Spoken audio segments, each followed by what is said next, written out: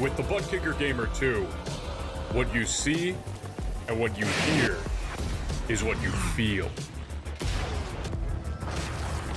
Butt Kicker. The future is feeling.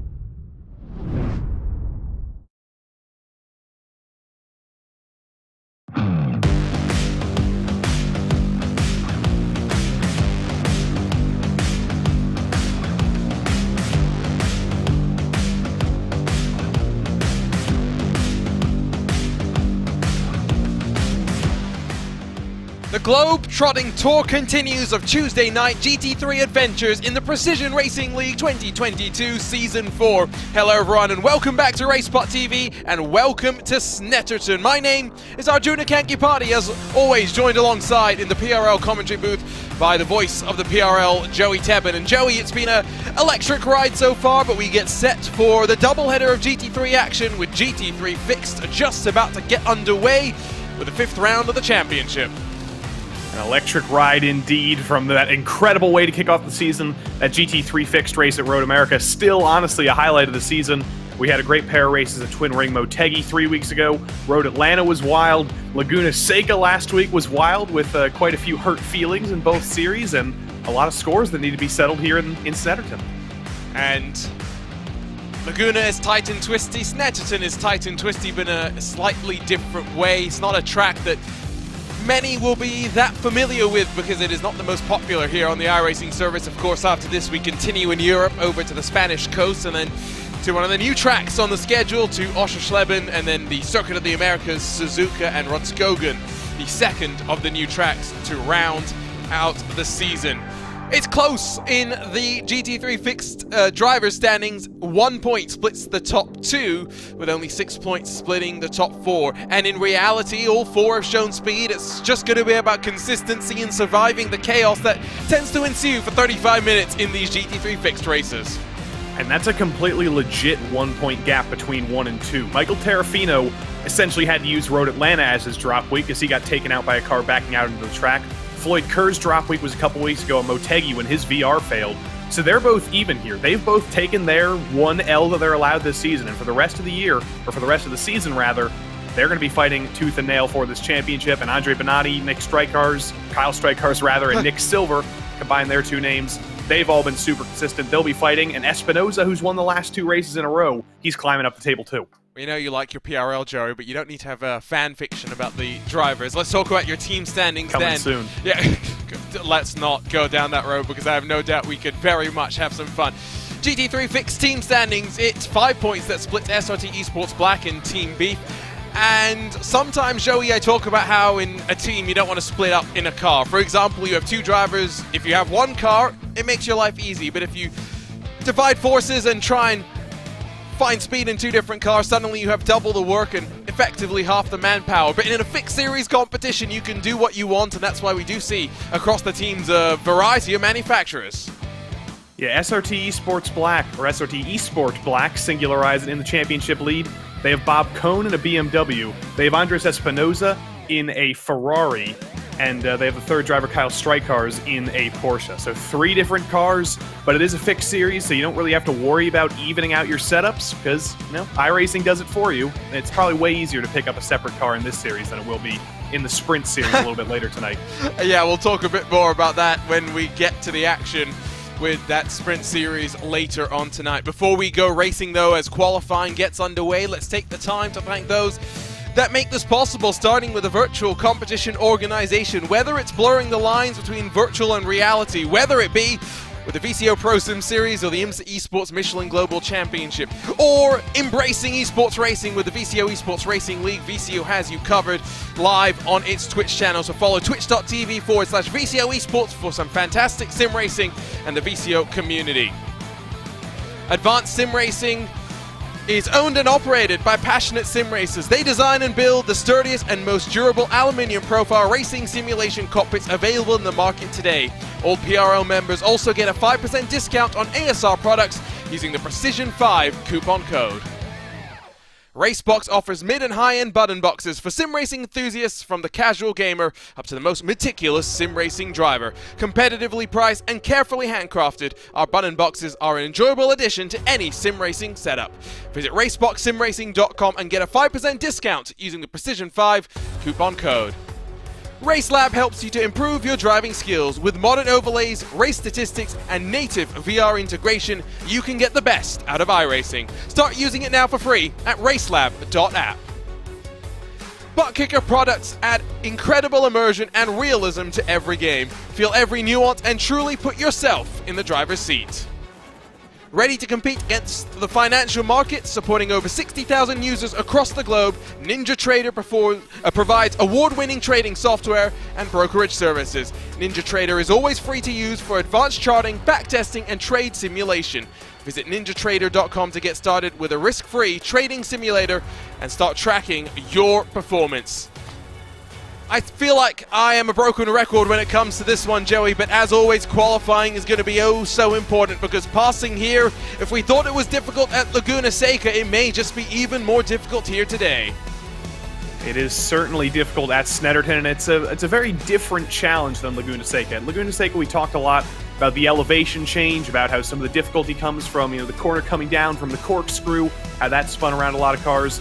Snetterton, like a lot of Britain, frankly, is just completely flat. Whoa, and there's a lot of blind corners. There's a lot of blind corners, and it's a difficult layout to learn, because I'm sure there are still some drivers in this field who have literally never driven Snetterton before. It's not an especially popular track on iRacing, so it might be a learning experience for quite a few of these drivers. We will have no slander of the Brits while I am in this commentary booth as a adopted Brit into the hairpin in the middle of the lap. Now there's a variety of configurations as Michael Terrafino goes to second. 1,000th will split him and Kenny Duval. Yes, it shows a 0.000, but the timing will go down to the 10,000th of a second, and that's what splits the two in the Porsche and BMW at the front of the field.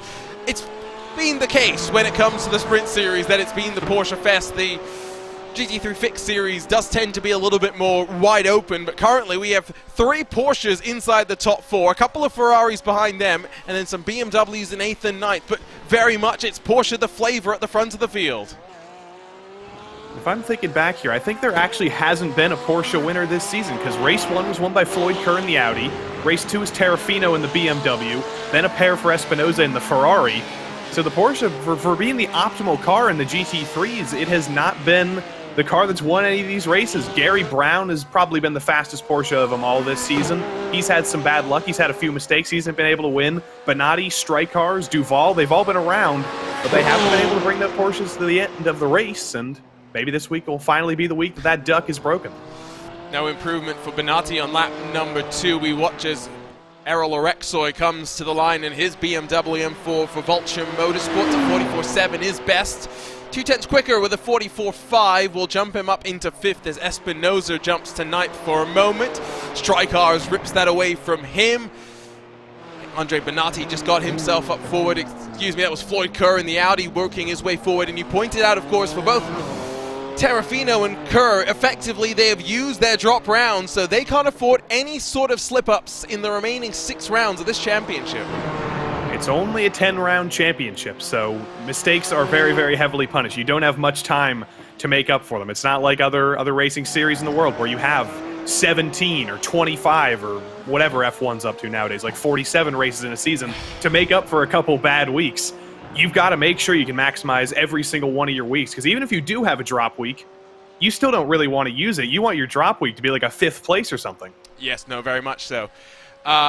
Here's another one of the Vulture Motorsports cars. We saw the BMW. Now we look at the Porsche that rides in 3rd, a quarter of a second back from Kenny Duval, who is yet to improve on what was his first flying lap time. 1:43.992 for Duval, 1:43.993 indicated on our timing screens for the front row of the grid as they run. So indeed it is down to the 10,000th where the differential is found. Now has Gary Brown invalidated the lap with running 2 tires onto the gravel on the outside of the final corner. He will power to the line and improve again by a 1/10 of a second. It will close him up to the front, but it won't be good enough to jump him forward. Benatti grabs 3rd for the time being.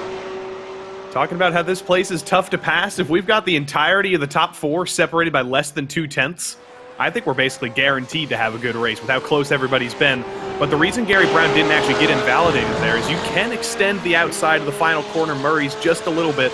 There's that weird, concrete grading. It's almost like sod that's on all these Motorsport Vision tracks. It's here, it's at Olton Park. We don't have Cadwell Park on iRacing, but it's there too. You can extend out there, but once you go past that and into the grass, that's where you get your penalty. But you can see Kenny Duval here using all of that grading. Yeah, and then some. This is through the middle part of the lap. Tight, twisty, and technical as you now rejoin the back straightaway out of Williams down the Bentley Straight. This will likely be the primary of your passing opportunities, and Michael Terrafino will go to the top in his BMW. It's a 43.956, 300ths quicker. Through Brundle, now through Nelson comes the Porsche, stamping onto the power and down through the bomb hole. This is where commitment is required. Through the dip, and now patience as you sweep your way through Coram, just trying to set up for Murray's. You'll tuck to the right-hand side as you come to the very end of this corner. Avoid the anti-cut curb. Duval onto the power, and is he going to be able to reclaim the top step? In the qualifying standings, it's a 43.956, the benchmark. It's a 44.250. It's a quarter of a second slower than the last time around, and Michael Terrafino might just have grabbed pole position, but Floyd Kerr, who has switched over to the Porsche, will be trying to spoil the party.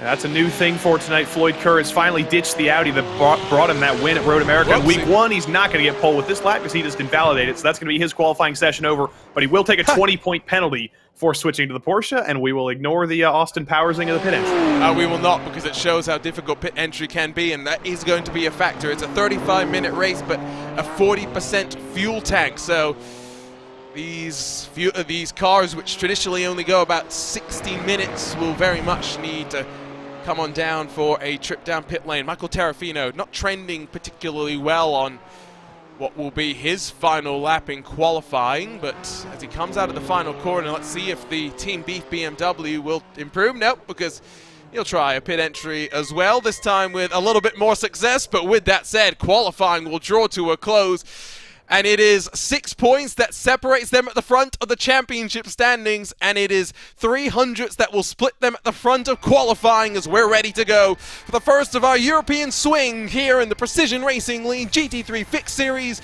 on 2022 Season 4. Let's run you down through today's starting grid, and it is Michael Terrafino in the BMW M4 GT3 that for the second time this season will put it on pole. I want to make sure I didn't get myself mixed up there. Kenny Duval on the outside with Benatti and Brown 3rd and 4th. Porsches running 2nd all the way through 6th, with Floyd Kerr switching over to the familiar manufacturer Sully Saad bookends that front 3 rows.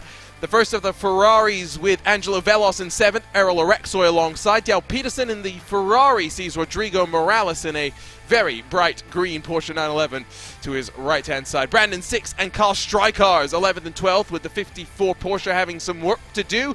Espinoza and the Plaid Throttle Thursdays 85 for Greg Doucette will share row 7. Roy Brown rolls from 15th with Matt Scherf alongside. Nicholas Carangis and Nick Silver 17th and 18th. Steven Martinez and Mark Field 19th and 20th, with Jeff Carollo in the Lamborghini and John Colombian in the BMW 21st and 22nd. The Lunatic Racing pink Lamborghini in 23rd, with Matt Dinsmore alongside. Peterson in the fire-breathing McLaren 25th, with Colin Tonio 26th. Daniel Knight, the privateer, lines up inside of row 14 with Elliot Kulaga to his right side. Andrew Rasmussen has Juan Uturbe in the Mercedes for company. That's the top 30. We'll scroll through the rest of the names, but your keys to victory here, Joey, as we get ready to go for an estimated 21 laps. Keys to victory at Snetterton are always just kind of keeping it on the road. The grass is directly to the outside of every corner. We talked about that concrete grading in qualifying, but other than that, there is no runoff at this place. It is asphalt, and then it is grass, and it is grass that will suck you into the grass very, very far out wide, and you'll be taking about 3 minutes to recover. So keep it on the road. You're going to need to, because overtakes are going to be hard. You don't want to make it easy. Prediction. I'm throwing you under the bus. Who wins this race? Patrick Cowgill. Ooh, okay. So you really want starting all the way at the back of the field. Patrick Cowgill, 42 spots up. Book it. You want to throw some chaos into the mix, but it's our first repeat pole winner of the year. It will be Michael Terrafino in the Team Beef BMW that gets ready to lead us to the green here at Snetterton for round 5 of the championship. The BMW hits the throttle with cars still not out of the final corner. We come across the line and we go racing. Single file for the top 2, a battle for third as they fly into the fast right-hander that opens the lap before they enter the first braking zone down at turn 2. Terrafino leads by a quarter of a second. Battle potentially inside of the top 10, but a nice tidy start for all our contenders. Hairpin's always the pinch point, formerly known as Montreal, now known as Wilson after Justin Wilson. It looks like everybody's making it through. We look to all the way to the back of the field, all the way back to Patrick Cowgill. That's normally a pinch point, but everybody's made it through here on lap 1. We're checking in at the very back of the pack. That's Colin Tonio in the 24 position. I say back of the pack is basically halfway through the field. Terrafino's already starting to try and break away with 6/10 the margin behind him. Already a couple of cars have gone off the track, and that's a Dinsmore stationary. Couple more checkups. We do have our first moments of chaos as Brandon Six and Espinoza battle in the final sector. 2 weeks in a row, Espinoza's been a dominant winner. Now he's got a lot of work to do this week to move his way through the field, but he has been able to get by Brandon Six, the tight sector of the track. But lap 1, one mistake. That's the way to get yourself out of the train right now. This is critical if you want to make any overtakes tonight. Andrew Rasmussen is required to tow back to pit lane. Matt Dinsmore was able to get back up and going. That's a great view. Pit lane as Angelo Velos had to confirm, who was sliding down the timing screen, will run himself off the road, and the Ferrari now drops outside of the top 25. The first sector was clean. After that, it got a little bit more crazy, but it will be Michael Terrafino that powers out of the final corner with a lead of almost a full second that will complete the first lap, clear of Kenny Duval, with Minardi, Kerr, and Brown rounding out the top 5, Joey. Everybody knows that at this place, you're not necessarily going to get that many opportunities to make a move. So when the opportunities are given to you, even when it's a lower percentage move than you would make at another track, you've got to make the move. You just saw Sully Saad peek to the inside of Gary Brown. You don't normally make a move work into turn 1 here. It's a braking zone, but it's not really a heavy braking zone. And Sully Saad, I think, used up his overtake opportunity a little bit early there. He might have been better off going for it in the hairpin, but he's got 32 more minutes to think about that and try again. Plenty of fighting, well, as always, through these PRL fields. It's Greg Doucette who gets in front of Matt Scherf in the Porsche Magyar's colored car. Now 2 of the Throttle Thursday machines, Carangis and Doucette, will try and coordinate with one another and link up at the front of the field again, side by side. And this time it's Doucette that goes off the track and into the grass, causes a little bit of chaos, and he'll drop outside of the top 20 now. He's lucky he was able to find a place to rejoin there, because there's a train still going all the way to the back of the field. He had to wait for about 20 cars to get by, but it looks like he was able to rejoin just behind Dave Peterson. So he minimized his losses a little bit there, but still lost about 10 spots in the process. Greg Doucette just kind of got bullied off the track there. He didn't really have anywhere to go from my perspective. Back onto the back straight we look. This is just outside of the top 12, where Brandon Six runs on the back of Roy Brown. In front of them, Rodrigo Morales on board with Carl Strykars in the 54 machine, who's lost a spot at the start of this race, but of course sitting pretty in the championship. All he'll do is he'll mind his time and see how this race will play out. 31.5 minutes still left to go, and as we finish lap number 2, I think there's been a number of incidents. 43 started, only 1 retired, but now 42 cars split, Joey, by almost 32 seconds. I don't think we are completely out of the woods when it comes to the possibility of lap traffic. Yeah, we're not out of the woods when it comes to lap traffic, and we're also not out of the woods in terms of traffic once the pit cycle comes around in like 13 minutes time. When the whole field is packed together like this, you're going to have a very, very difficult time finding a window to pit in and to get out in.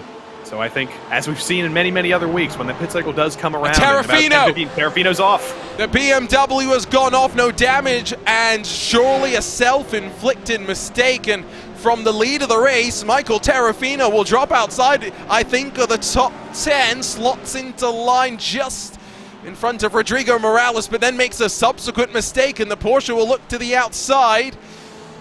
Ty still trying to come up to temperature behind. More chaos. Peterson in the McLaren. Velos, another incident for him. What's going on in Snetterton? More chaos today. The grass bites. It always does. And unfortunately for Dave Peterson, it looks like the Armco bit as well. I don't know how he managed to hit that. Maybe just an overcorrection after clipping the grass, but he joins Andrew Rasmussen in the used car lot at the back of the field. And Terrafino now has much more work than he thought he was going to have to do tonight. I don't know what happened to him, but you have to think it was just a mistake. Let's watch it. So they were closer than we thought, and yeah, mistake, loses the rear by himself, and then has to scurry out of harm's way because the field was oncoming, and you could see the pressure a little bit too fast into the corner. Rear steps out on him, and that's what's taken Terrafino out of the race lead. Now Matt Scherf and Brandon 6 will slot into line and battle behind Karanjis on the run in towards turn number 1. Jump on board with Brandon 6 and just see the commitment from these cars. And it's fair to say Brandon 6 made a bit of a hash of that corner. Here comes Steven Martinez. He made even more of a hash of the final corner. He made a mistake and then lost a couple spots, so he's on recovery here. He's probably still trying to get grass and dirt off of his tires, but he has finally recovered, and there's still more drama. The BMWs are loving to spin tonight. That's Ryan Luna at the back of the field. Remember, fixed setup, so I just wonder if it is rather something to do with the setup, although to be fair, both of the incidents so far have been overcommitted into the corner and the car snapping around on them. And normally it's the Porsche that we expect to see penduluming around like that, but for Ryan Luna, when you send it with that too much overspeed into the final corner, that's going to happen in any car. So just a typical mistake, typical GT3 mistake that happens at that final corner for Ryan Luna, and he's not going to be the last one to make that tonight, I'm sure, because high commitment into that final corner is critical onto the front straight. Look at Kenny Duval, 2 seconds clear of Floyd Kerr, who's up. Oh, and now your leader's gone around. Kenny Duval has looped it. 2 for 2 for leaders spinning it, and now Floyd Kerr inherits the race lead. And surely there's not a curse on the leader here today. Well, if Floyd Kerr spins, oh dear, that's a rejoin for Kenny Duval. He just barely finds a gap in the track to join within the Porsches. But Floyd Kerr, he's probably pretty scared right now. It might be a Kerr curse up front. It might be a leader curse. We'll have to wait and see, but now we actually have a fight, because I was going to talk about how Duval had basically 2 seconds to try and manage for the rest of this race, but it's a 3-car breakaway for the front right now. It is all still Porsches.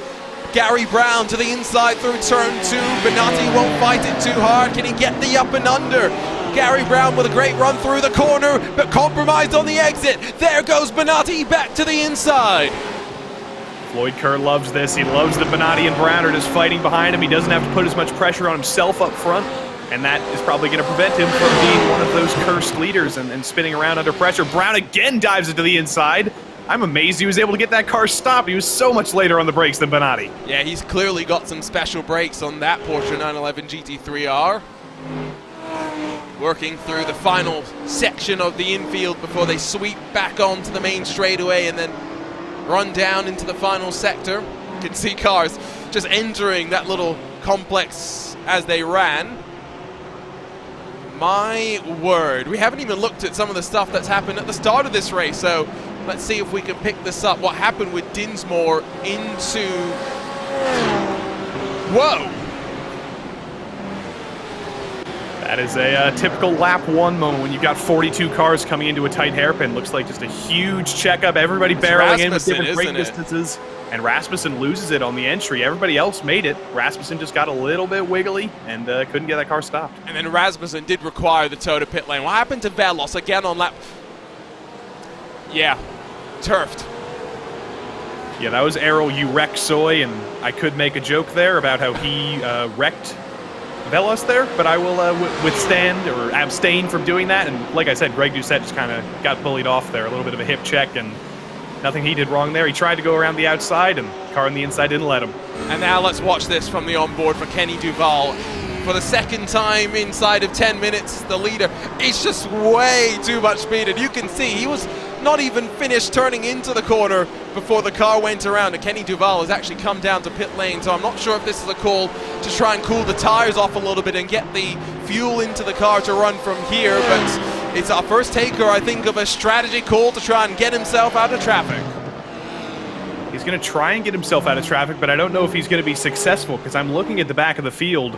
He's going to come out right behind Brian Hoskins, I think, who is right behind Sean Duhamel, who's got like 2 seconds up to Matt Dinsmore, and then there's just constant traffic up into like 15th place. So if that was a move for Kenny Duval to get out of traffic, I don't know how much it's going to succeed, but maybe he's just thinking, I'm gonna minimize my losses here. I've already lost a bunch of time with this spin. Might as well get the stop out of the way early too. Joe McCauley has had a handful of issues, and after losing 15 seconds after being off track,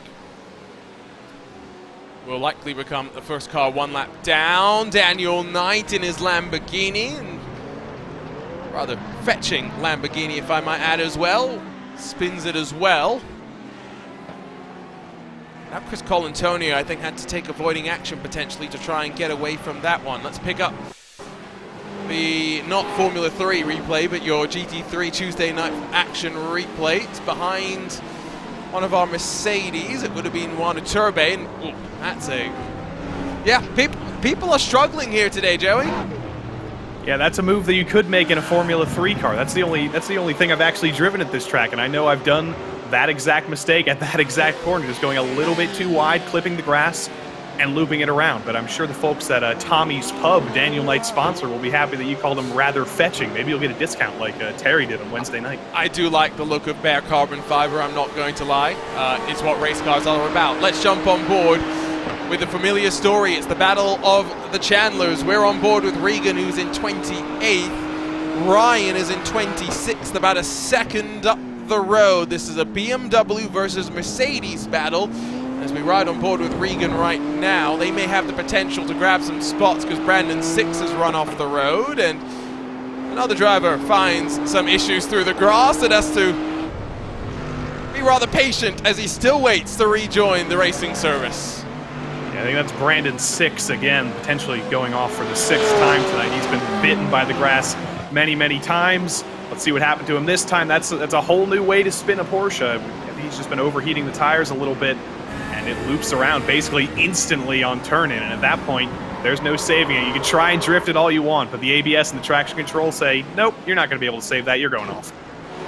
Another look at what happened to Daniel Knight, and then a subsequent look at what happened to Chris Colantonio, because I thought they were related. That was 2 wheels on the grass, of course. Now Colantonio, who did run off the track, is he just pushing the limit? Yeah, Porsches have rallied in the past, Chris, but this one is not intended to go rallying.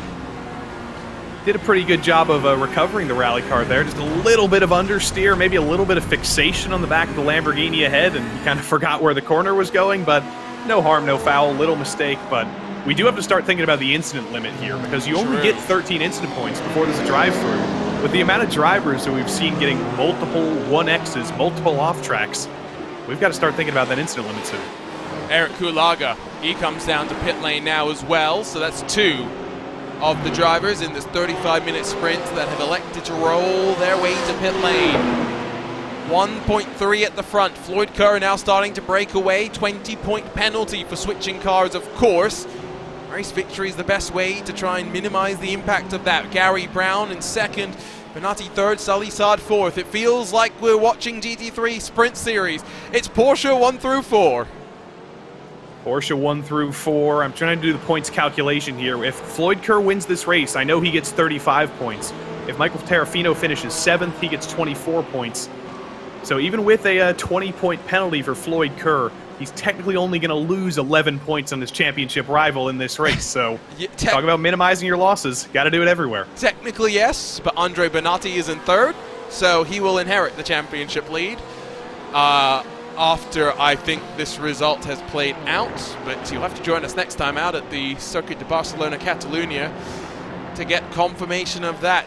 Here is Errol Orexoy, a driver who will have to go to the steward's office at the end of this one because he has already been involved in an incident today. He's hunting down Sully Saad in the 079 Porsche 911. And let's ride around in this opening sector and just compare lines between the front-engine BMW and the rear-engine Porsche. The front-engine car will always run a little bit wider, and Orexoy tried to get onto the power a little bit too early. Now onto the brakes. Orexoy may be a little bit more of a V through the corner than that Porsche, which will squat down on the rear tires as it stamps onto the power. Now a slower speed corner where managing this momentum is going to be so important. Relatively, seemingly equal between the two cars. That's the thing about GT3 racing. We talk about all the differences in these cars. We talk about front engine versus rear engine. We talk about the differences in manufacturers. And somehow these drivers manage to find a way to even it out. They manage to find a way to drive both of those styles of vehicle at exactly the same pace. There's another BMW in the pits right now. That is the other of the two Chandlers. That's Regan Chandler. Both of them going for blurry zoom backgrounds. I don't know, are they going for like a glaucoma simulator over there? It's kind of confusing. Yeah, I don't know exactly what they're trying to shield us from. It's a good question for us. Chandler secrets. Yeah, it's a good question to try and figure out. Battle for 10th. Car Strykars is up 2 spots, but has Gary Brown and then Nicholas Karangas in that throttle. Thursday's 331 plaid BMW right behind as we sweep down into this very fun but technical little sector, then down into the bomb hole. I've got to say, we talk about how unpopular Snetterton can be. I quite like this track as, well, that's another Porsche going around. This time it's Roy Brown who hits the wall. Yeah, Roy Brown doesn't like it very much, and I think you might be in the minority there, Arjuna. We got to be honest, because this track, I can never figure it out, especially sort of the dual corners of Brundle and Nelson and then Coram and Murray's. They're the most awkward type of corner. They're long, extended corners, but it was after Nelson. It wasn't even the toughest part of the corner that caught Roy Brown out. He just got a little bit wide on the grass, overcorrected it, and there's walls everywhere at Snetterton. There it is, just the barest touch of the grass loops that car around. And now you'll see the contacts, not insignificant for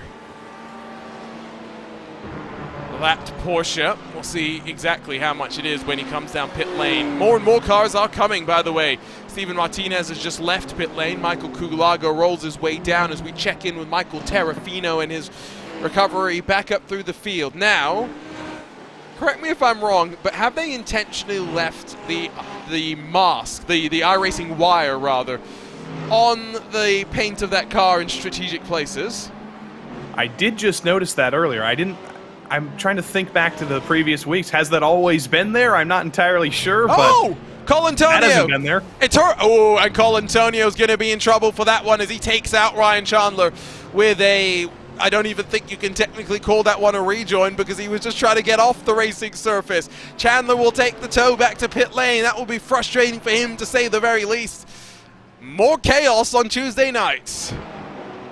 More chaos at the hairpin. It's always been a pinch point, and it will continue to be for the rest of the night. But yeah, Colantonio is probably going to join the club of drivers who get protested. Let's take a look at what happened down into the Agostini hairpin here. That's Juan Iturbe up front, loses the rear of the Mercedes, spins around. Nowhere Colantonio could really go there. The mistake he made, though, was just driving off the apex there. He was in a fine spot to just park it there and wait, but got a little bit impatient, and Ryan Chandler's probably going to be pretty impatient with him. Let's look from up above, and then let's ride with Ryan Chandler and his vantage point. Bumper cars. Here comes the Mercedes, sweeping around. Tries to give a bit more room. Not much he could do. Yeah, nothing he could do there. Can't blame that on the blurry vision of his zoom. He had a full view of Colantonio, and Colantonio just kind of drove in front of him. So bad luck for Ryan Chandler there. He's he joins the club of drivers who have been kind of destroyed at the hairpin down there tonight.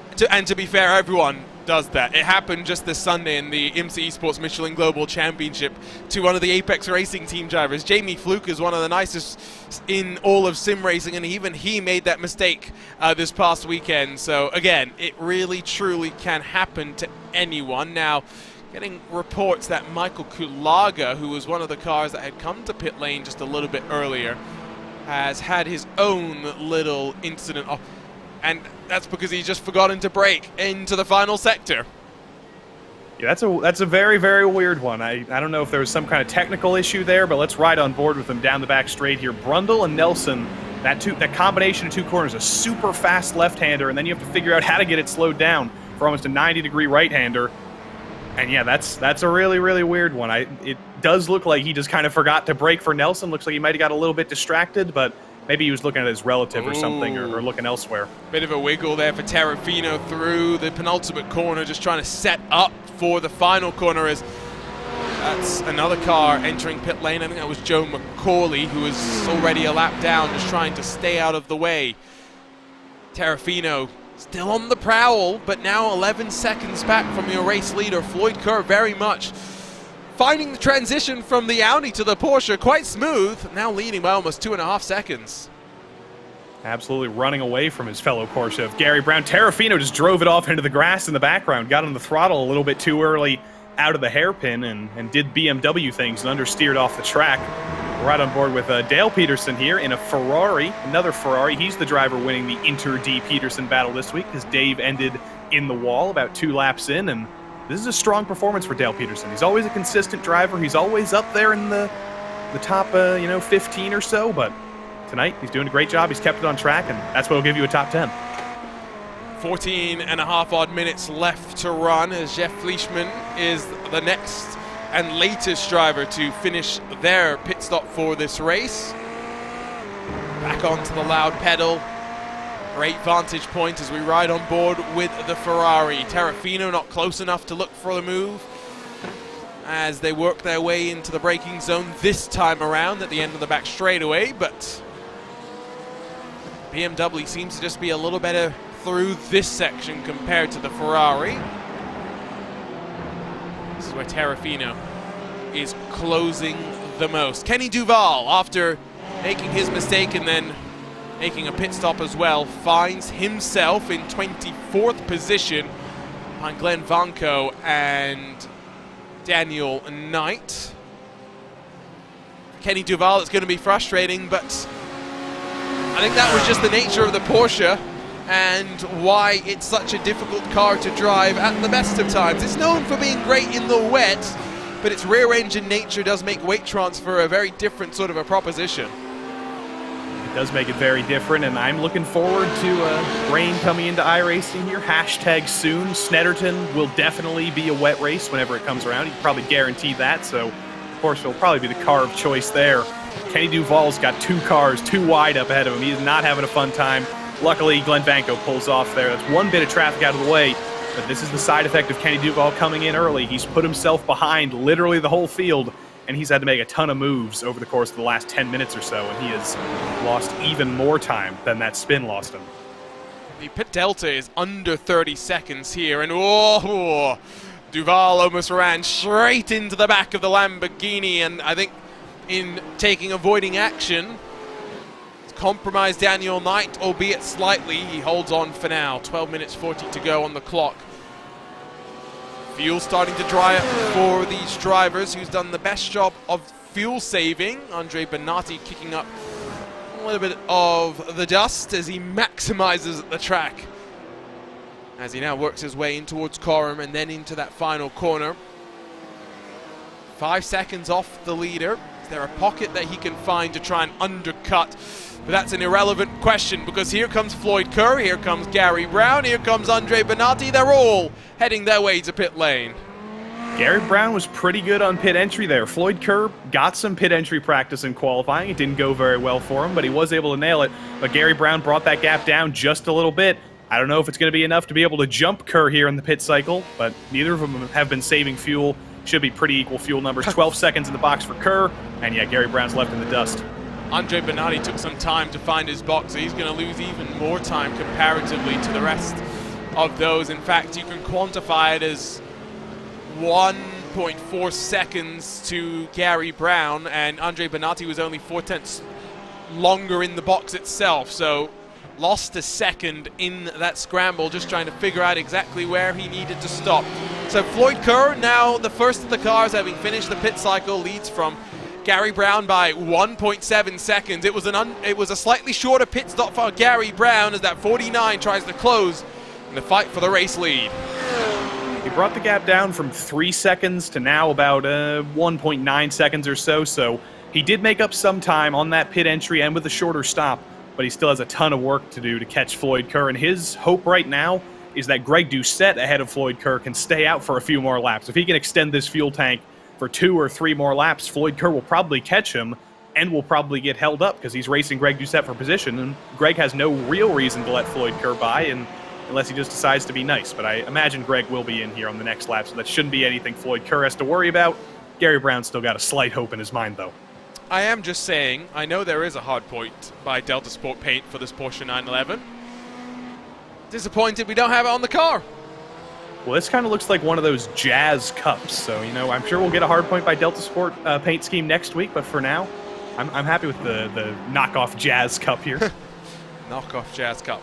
Terrafino, Peterson, Morales all diving in. I'd be shocked if the Plaid 85 also does not dive in. There he goes, so it will be Floyd Kerr that retakes the lead and gets the clean air. And at the line, the margin will be over 2 seconds between those two Porsches at the front of the field. Andre Bernardi is working his way past some lap traffic, and Michael Terrafino is going to rejoin amidst the fight for 4th, 5th, and 6th. He's just in front of Errol Orexoy, but only 1.7 back from Sully Saad. Yeah, Terrafino's had a great pit cycle. He's advanced, I think, 2 spots over the course of that. I don't know who's completely lost out in front of him, but I think there was a bad pit cycle for one of the drivers ahead of him. But he's minimizing his losses again. He's trying to fight Floyd Kerr for this championship. He's been given a gift in the 20-point deficit that Floyd Kerr is going to take for switching to the Porsche, and he needs to stick as close as humanly possible to him here, and I think he should probably be faster than Sully Saad. He should theoretically be able to make the move, but making moves has been tough all night, so he's going to have to work very, very hard to pass the new Lebanese livery for Sully Saad that I've been a big fan of. I do like this one as well. I will say I like the way that Terrafino used the wire on his car, and I am shocked that it took me 4 weeks in this championship, Joey. I don't know how long you've been staring at Terrafino's car and missing it.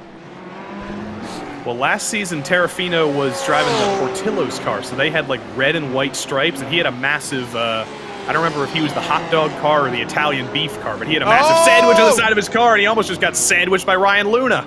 What a treacherous race this truly has been for all, and Ryan Luna, not for the first time, I think, has an issue.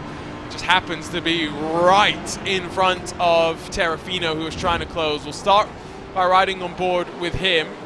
You see him spin, and Terrafino able to check up, and somehow it didn't actually cost him any time. He's still 1.6 off your car that sits in 4th.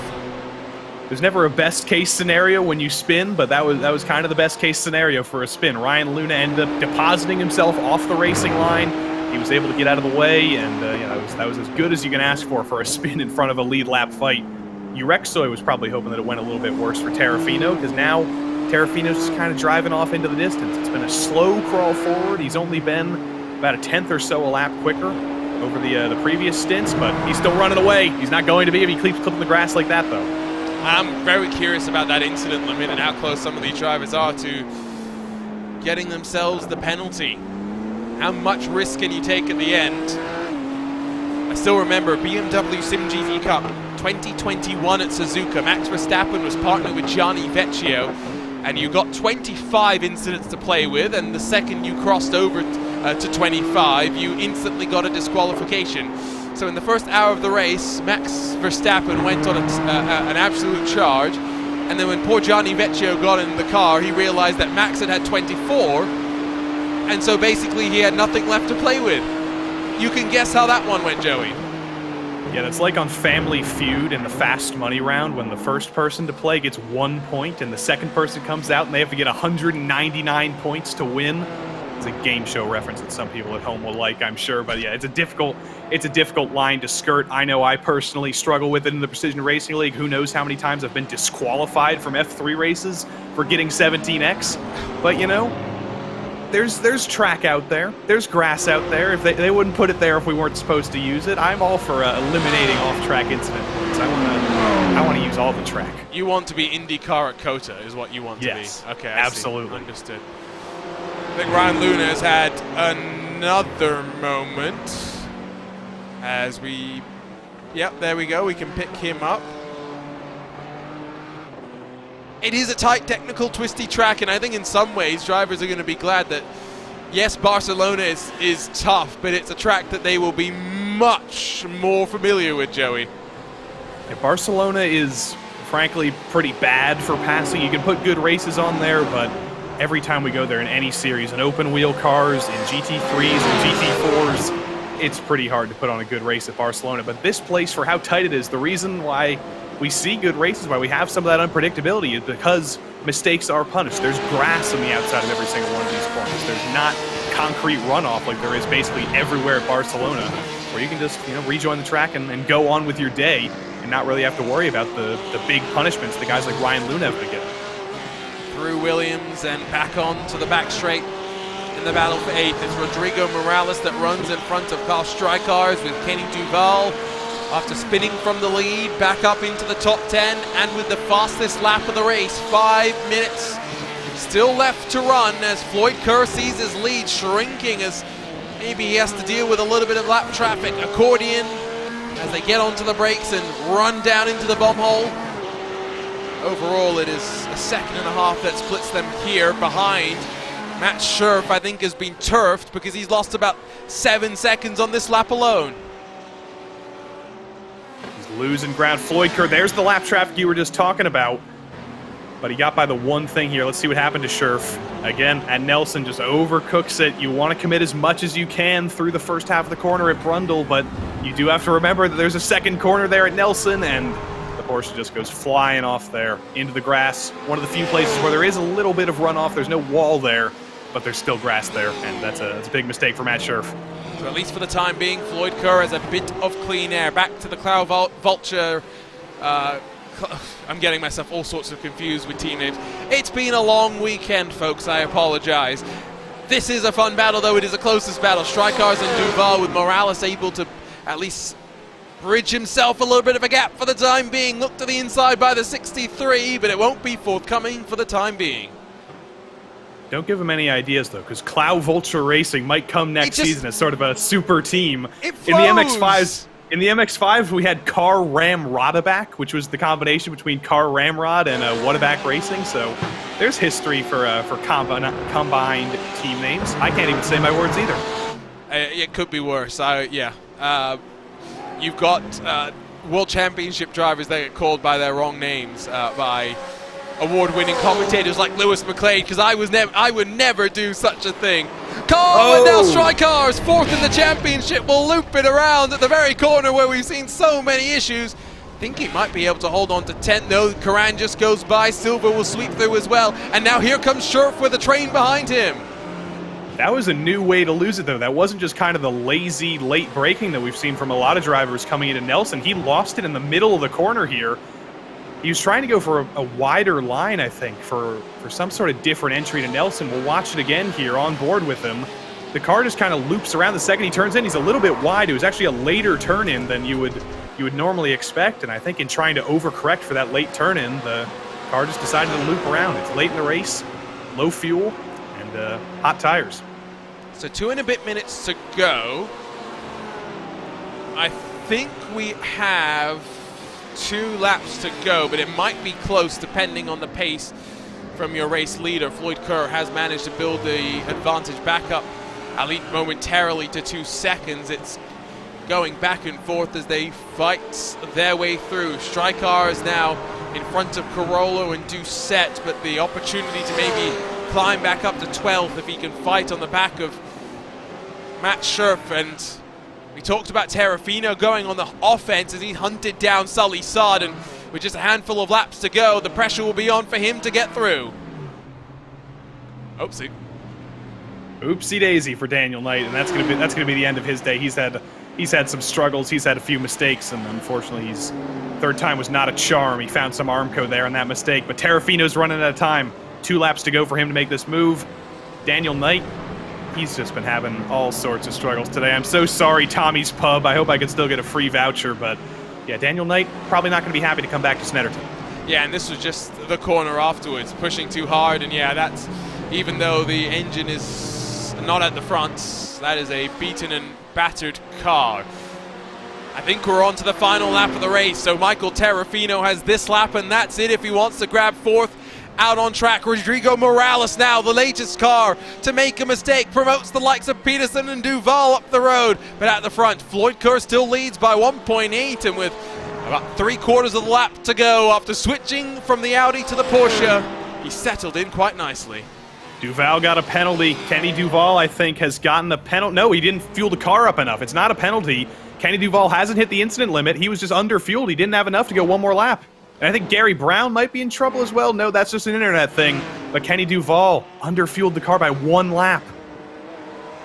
Crucial mistakes that you really cannot afford. Let's see if we can pick up what happened very quickly to Rodrigo. Whoa.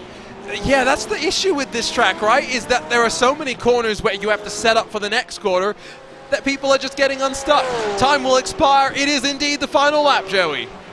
I'm just happy to see Murray's get some representation. All the mistakes have been at Nelson here, so I'm glad to see some people making mistakes at other parts of the track, but Floyd Kerr hasn't made a single mistake all night. No real surprise there. And Sully Saad and Michael Terrafino will fight their way through traffic, and with Sully Saad trying to clear himself off the nose of Terrafino, the Porsche will slide outside of the top 5, but there's no issues for the Porsche at the front of the field. It's Floyd Kerr that wins after winning at the start of the season. He wins in the Porsche 911 for the hardpoint by Delta Sport Academy, and with the 20-point penalty coming for a car change, he did what he needed to. He maximized points here today. Gary Brown will cross the line in 2nd, but it's Andre Bonatti not just stealing the final step on the podium, but that will grab the championship lead heading out of Snetterton as we head to sunny Spain. Terrafino in front of Arexoy, Peterson and Saad, but drama at the very end of the race. That was very, very interesting coming into Nelson again, and finally it had one more bite in it for the rest of the race. There was the lapped Ferrari ahead. Not entirely sure which Ferrari that is. I think it might have been Thomas Amos. Terrafino's trying to get by Saad. Saad's trying to get by the lap car, and they all just kind of meet in the middle there. I don't even think I can put any blame on Terrafino there. Everybody just checked up behind that Ferrari. Just an awkward spot for everybody in there. Sully Saad was trying to clear himself. Just didn't work out. Found himself between a beef and a hard place. Racing incident. Simple as that in my book. Floyd Kerr will celebrate once more. And remember, with the technical issues that he had in round 2, he can't afford any bad rounds. So he'll throw 15 points in effect onto the board here today. He'll grab his 2nd win, his 4th top 5 of the season. Consistency has very much been there. An exciting way, Joey, to kick off our Tuesday night doubleheader of GT3 action with the GT3 Fix Series in the books. We still have the Sprint Series ready to put on a show.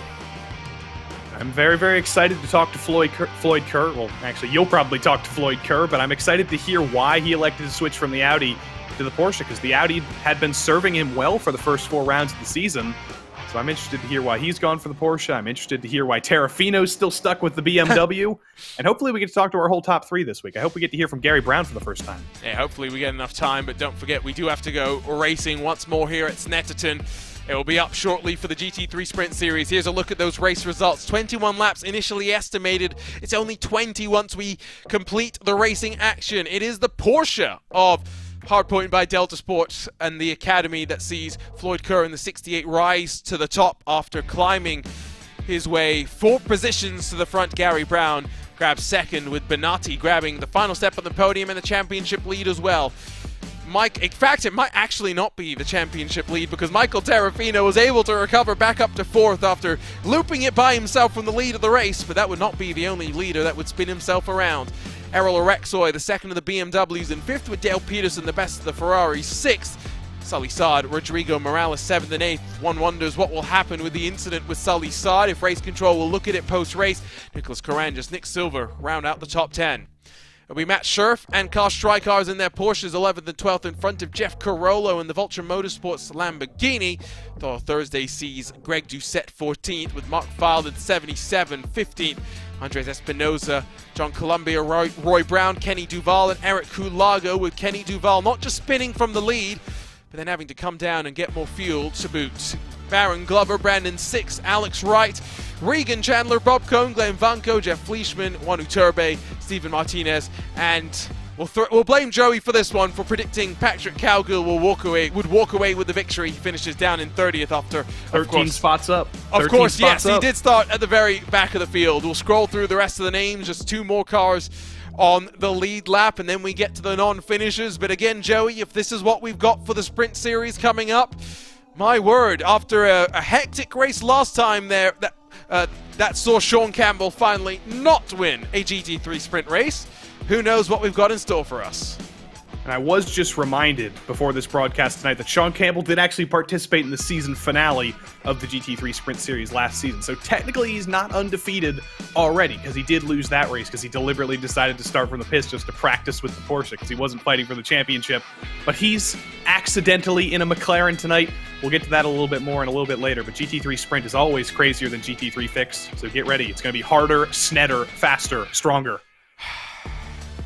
You've been waiting all day to break that one in, haven't you? Had to get it around eventually. I'm a snetter man. And that one too. Before we talk to the drivers, let's quickly just talk about what's coming up next, because it's a trip over to a track that I think everyone in motorsports will know, mainly just because of this track and its history with Formula One. It is the Circuit de Barcelona Catalunya.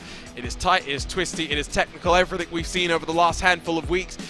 And it is just as tricky to pass, and I have no doubt that if we are using that last chicane, that tempers will flare and we will see plenty of incidents there.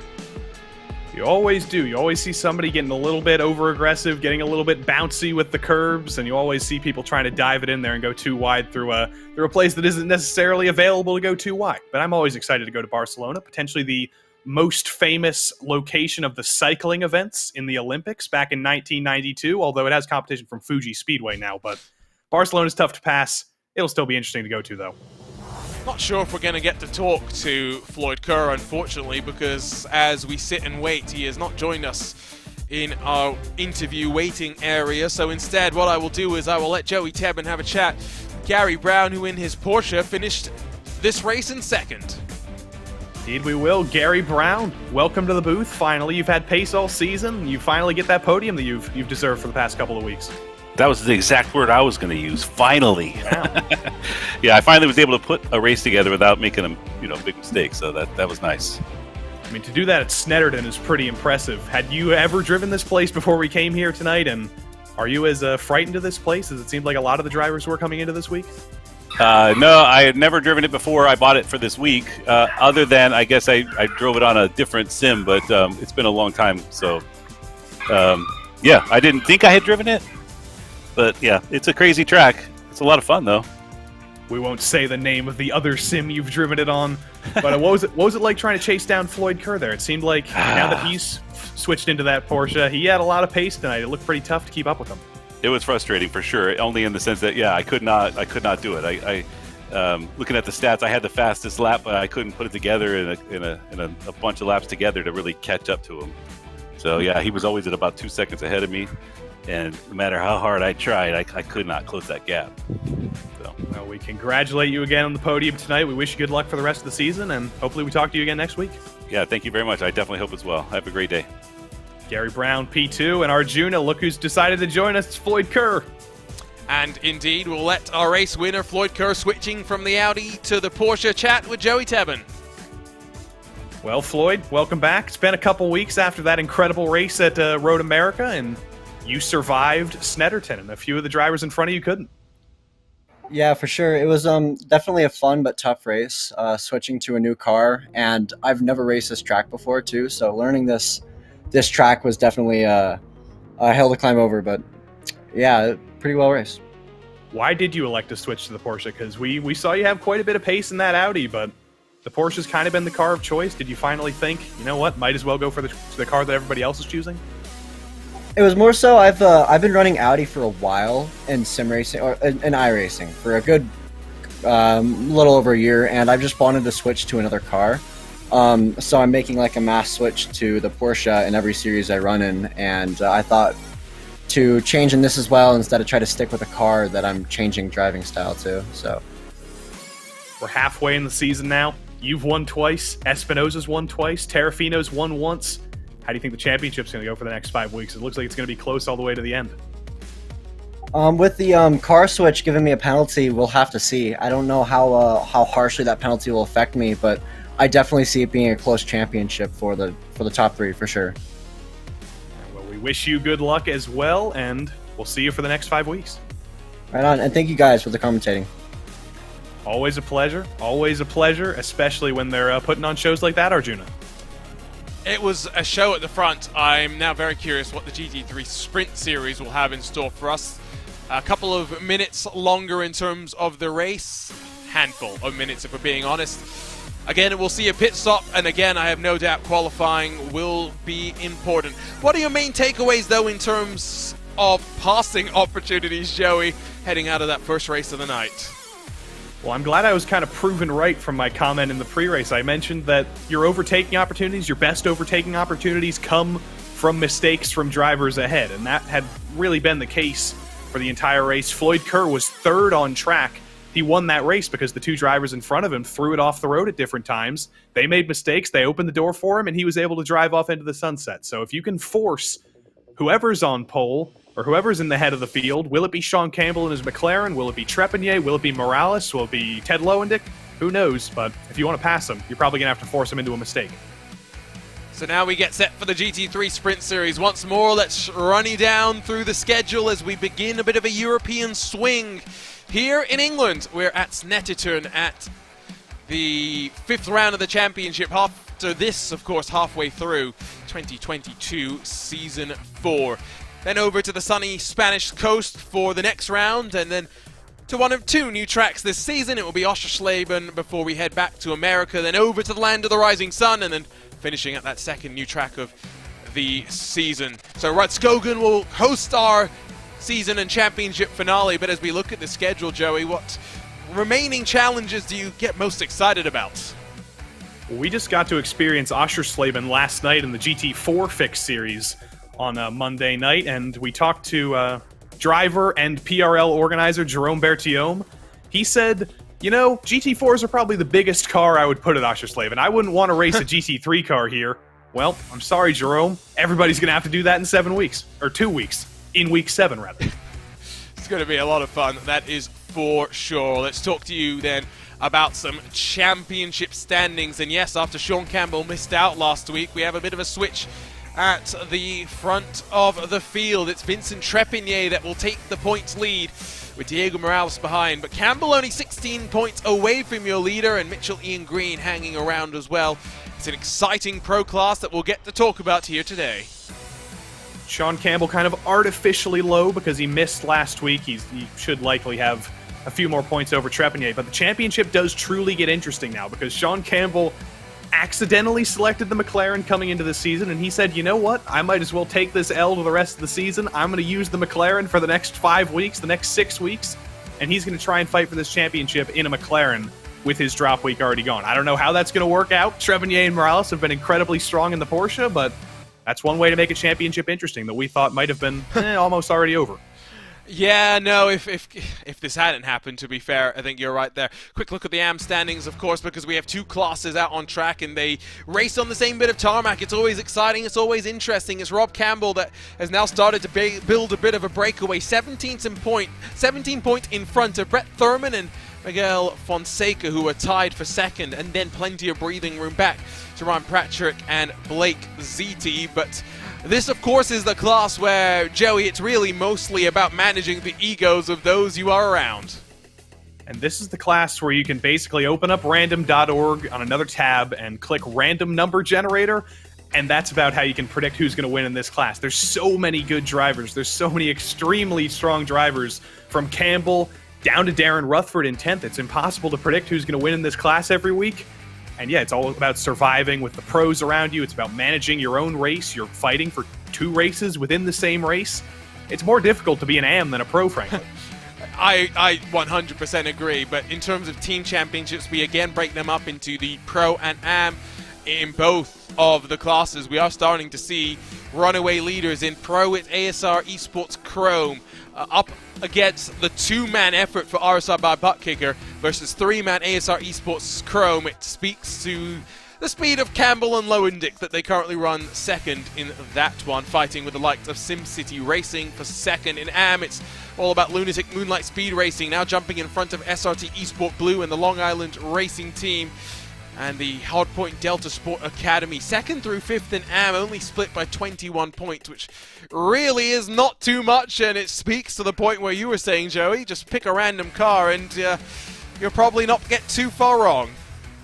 All of those lineups are incredibly strong.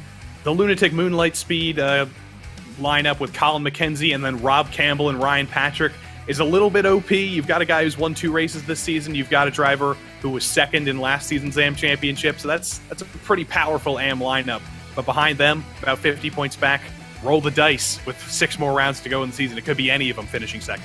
It really could be, and I think we're going to have some fun. I'm not sure how many cars we have in store for us in this GT3 Sprint Series, but I get the sense it might be slightly smaller, of a field than what we had with the Fixed Series, which to some degree may help us with the chaos, as once again we begin go fast time. Again, 10 minutes get thrown on the board. Drivers get 4 attempts in the track to themselves. Pro and AM, we of course will classify them separately, at least when it comes to times, but they are gridded as a group. So if an AM qualifies up inside the top 10, they will very much be in the thick of the action, and that's where being aware, being heads up, and being cognizant of who you're fighting in a championship in a championship like this, Joey, becomes so important. And you don't want to make the pros angry. I can speak from personal experience in the F3 series last season. I was in the AM class. There were a ton of pros who were quicker than me. Occasionally you would out-qualify them just by getting, a fluke lap in at the end of the qualifying session. But when a driver behind you has more pace, you've got to make that decision. Can I just let him by? Let him go through, lift off a little bit, lose a little bit of time, and also still keep my position ahead of the AM that's behind me. It's 2 races in 1. We're going to keep repeating that for the entire season.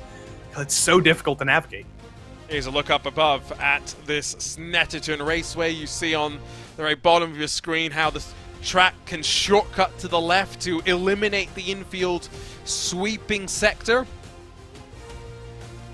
It is very much an old school track for old school racers. So the times will begin to come in for this qualifying session, with 2 drivers in each of the classes already punching in a couple of lap times. Plenty of the AMs already across the line who are waiting for most of your pro competitors to still finish. And of course, the curiosity will be, what does Sean Campbell do in the McLaren? At least lap 1 is 3/10 off Vincent Trepanier. Sean Campbell literally built that setup for that McLaren in the practice session here. I think he started doing it when he signed up for the session. Let me scroll back to the exact timestamp. That was at 7:30 p.m., around 7:38 p.m. So it has been 2 hours for Sean Campbell to put a McLaren setup together for this week. That's not very much time. But the fact that he's put together a setup that's still only 3/10 off Vincent Trepanier on lap 1, that's pretty impressive. I'm just saying, to be fair, he doesn't really... It feels like the best way to BOP Sean Campbell is to force him to race in a random car every week that he only finds out a couple of hours before the race. Let's do it. You do that on Lionheart as well. Maybe one week it'll be everybody in the current IR18s and put Sean in one of the IR05s. I love it. There we go. We're just doing what we can. This is community service to the world to make sure Sean Campbell can't continue winning. Trepanier not trending well on the second lap, so I'm not really sure why he continues to run. Wiser thing would be to back out of it and to go again. Here's Demas Ometo Jr. in his We Race Esports number 34, as I believe he will come onto the back straightaway, and it's not looking too bad, and he shows just how much of the track you can use, Joey. You can use a lot of it, but we saw it bite so many times in the race previously, in the GT3 fixed race, that if you go a little bit too far wide, you're going to get bitten. We ride on board with him through that toughest part of the track, through Brundle, then up over the little hill there at Nelson. Very conservative there. Didn't extend it that far at Nelson, just ran his line. He ran what he was comfortable with. Down into Coram, again, very, very far to the right. We saw a lot of drivers all the way over to the left, almost clipping the grass on the entry to Coram in the fixed race. But whatever setup Dimas Ometo Jr. and We Race Esports have put on this car, it looks very, very under control. I just don't know if that is the speed. So I tell you what we can do. Let's ride around for a lap here in this fire-breathing McLaren that Sean Campbell is having to tame on just days' notice. We'll ride on board not just with the car, but on board with the single-screen setup of the RSR by Butt Kicker driver into turn one. Look at the commitments. You've got to balance this car as well, mid-engined and known for being very flighty through faster corners. Onto the anchors. Very tentative as he stamps his way onto the power. Not too impressed with that one was Campbell in terms of the exit. Now into the left-hand sweeper. Maintain the momentum, patient on the throttle, and maximize the exit when you can. And now into Agostini, hard onto the brakes. Campbell runs out wide, V's it back in, trying to stamp onto the power. Yeah, I think we can tell what he was saying. Into Hamilton, again committed, using all of the track on offer. Now into Oggies, once more he gets onto the brakes, but this next one is where he'll know if this lap is good or not. Out of Williams and onto the back straightaway. We always enjoy the emotions out of Sean Campbell. I'm not sure exactly what he's thinking right there. Even when we're only seeing like the waning gibbous phase of Sean Campbell's face, we can still tell all of his emotions, which is pretty incredible. We need more of this. Everybody turn your zooms on. We want to see your emotions live here. We want to see you freaking out when you're messing up your qualifying laps. It still looks like a pretty strong lap, though. He doesn't have his Delta turned on this week, so he can't cheat and look at his screen while he's coming to the line. I was trying to figure that one out. Yeah, he didn't have that one on. Under braking here, the final corner, the longest corner on the track, and then here's the final corner at Murray's. He's very, very unhappy with the lap. He's already shaking his head, but he's gonna bring it to the end anyway. You might as well commit to it, and we'll have 2 more shots at it. 42.292 is the lap to beat. It's a 42.6 for Campbell. It's about 200 slower than his initial best lap so far. Cortez will go up into 4th. Sean Campbell is on the back foot as we run right now. In the AM class, it is the championship leader, Rob Campbell, that has pole there with a 143.565. He is 12th overall and has a couple of cars between him and Alex Bergstrom and Miguel Fonseca, who are 2nd and 3rd in that class. Ryan Pucktel is on to his final lap in qualifying and working his way through the final part of the infield in that number 14. He is the one car in front of Rob Campbell in qualifying as it runs right now, and another car maximizing the runoff. And as we were saying earlier on tonight, Joey, it is a Porsche fest at the front of the field. As always, and by accident we get a McLaren up there, but it's Porsche 1, 2, 3, 4, 5, 6, and then wait for the rest of the timing to flow around. It's a lot of Porsches. Pucktel just invalidated that lap. He's going to back off here, and I don't even think he has another lap ready in the tank. So that's his run over. I think Sean Campbell actually came back to the pits as well, so his run might be over. Bergstrom's trying to go for pole in AM here, and he's not going to be able to because he's got no time in that lap either. He's just going to practice his pit entry in the Mercedes. Is Rob Campbell going to be able to improve at the death? Here he comes in his number 93. He's not pulling down to pit lane, that's for sure. 43.565. Now can he get some more separation between him and the rest of the AM class field? The answer to that one is no.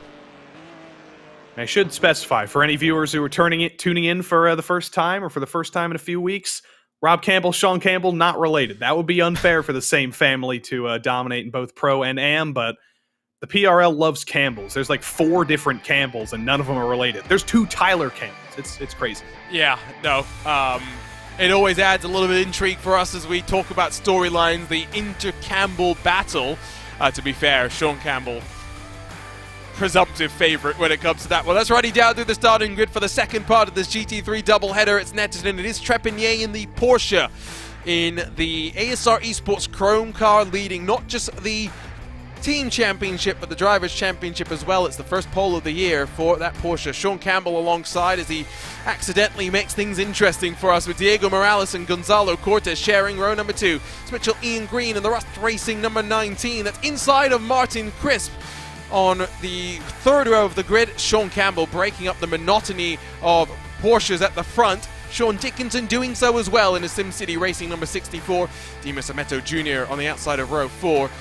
J.R. Williams and Arnaud Guinness, the outside of the top 10 with Ryan Pucktel. And Rob Campbell, the first of the Ams, sharing row number 6. Dave Menino and Mark McDonald splits Campbell from the rest of the Am class with Caruso there as well. And then we find Alec Bergstrom and Miguel Fonseca in their Mercedes and Audis in the Am class, 16th and 17th overall. Thomas Dunn on the outside of row 9. Justin Rector and Ted Lowendick bookend the top 20 with Sean Carmody 4th in the Am class, 21st overall. Tom Fain will share row 11 with Josh Laurent and Blake Ziti, 23rd and 24th. From 25th, we see the Mercedes of the Hardpoint by Delta Sport Academy, number 99. David Van Roy alongside with Keith Benila, Nick McLaughlin, Alan Roth and Colin McKenzie rounding out the top 30. Slightly smaller field like we had for the GT3 fixed. It's Darren Rutherford, David Morse, Pete Newhook, Tyler Campbell and Mark Kalin that will round out the field of 35 cars that gets ready to go racing, but it doesn't matter if it's 35, it doesn't matter if it's 45. Chaos is expected.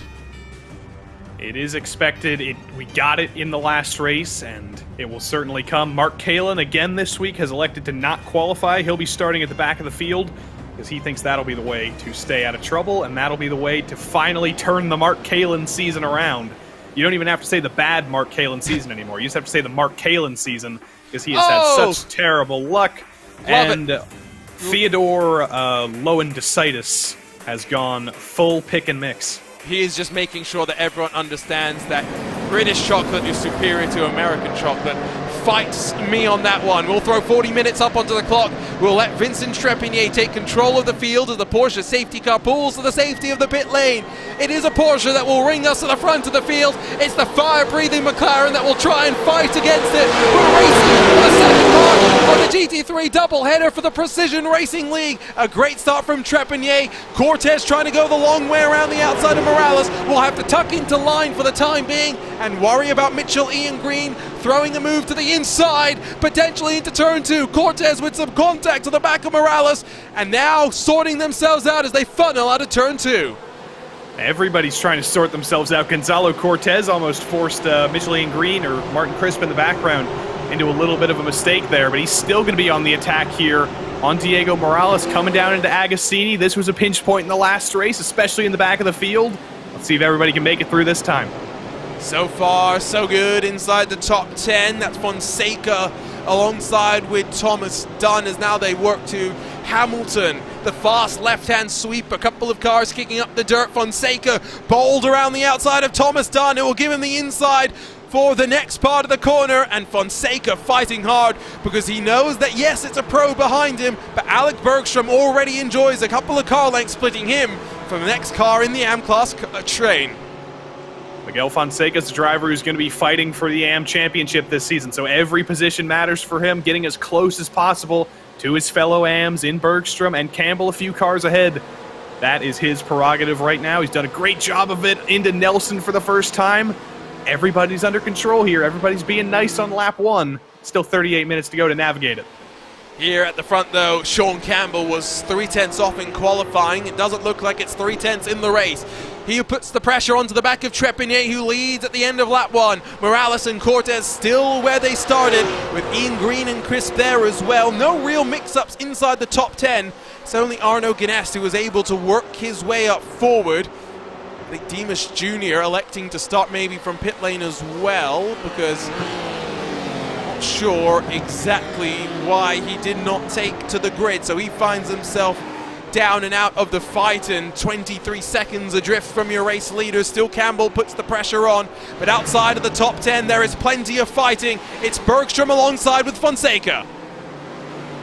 This is for position, and Am just barely giving each other enough room there around the outside. That was pretty incredible to see. Right on board with Bergstrom here. Is he going to send a dive back into the Agostini hairpin? He's not going to be able to, because Agostini, or not Agostini, that would be pretty great if Giacomo Agostini was in this race, but Miguel Angel Fonseca blocks the inside, keeps the position. Looks like a little bit of trouble for the RSR by butt kicker driver. Ted Lowe and Dick behind, and J.R. Williams is around. Yes. Chaos everywhere. Chaos again everywhere. As now Tom Fain. Yeah.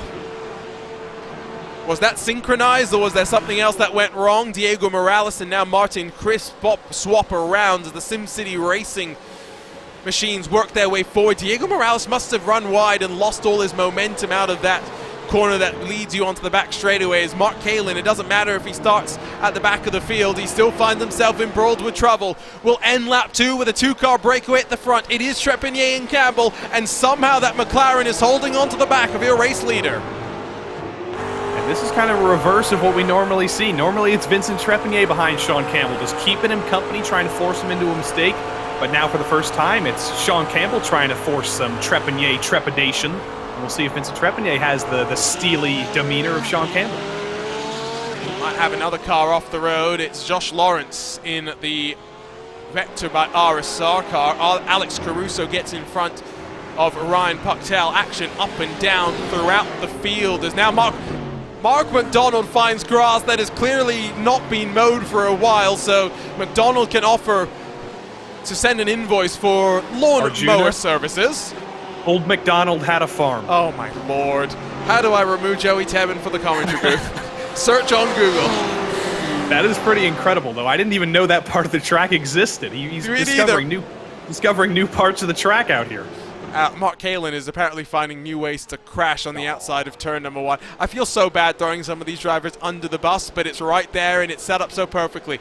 Once again, then I guess we've got a handful of incidents that we're going to have to try and cycle our way through, but I get the distinct feeling this might take longer than we were initially expecting after what was a clean start to the race. It began with that moment for J.R. Williams, and now we'll try and see if we can grab a slightly... We're not going to grab a great look of that, but it seems separate but similar. What happens with Tom Fain?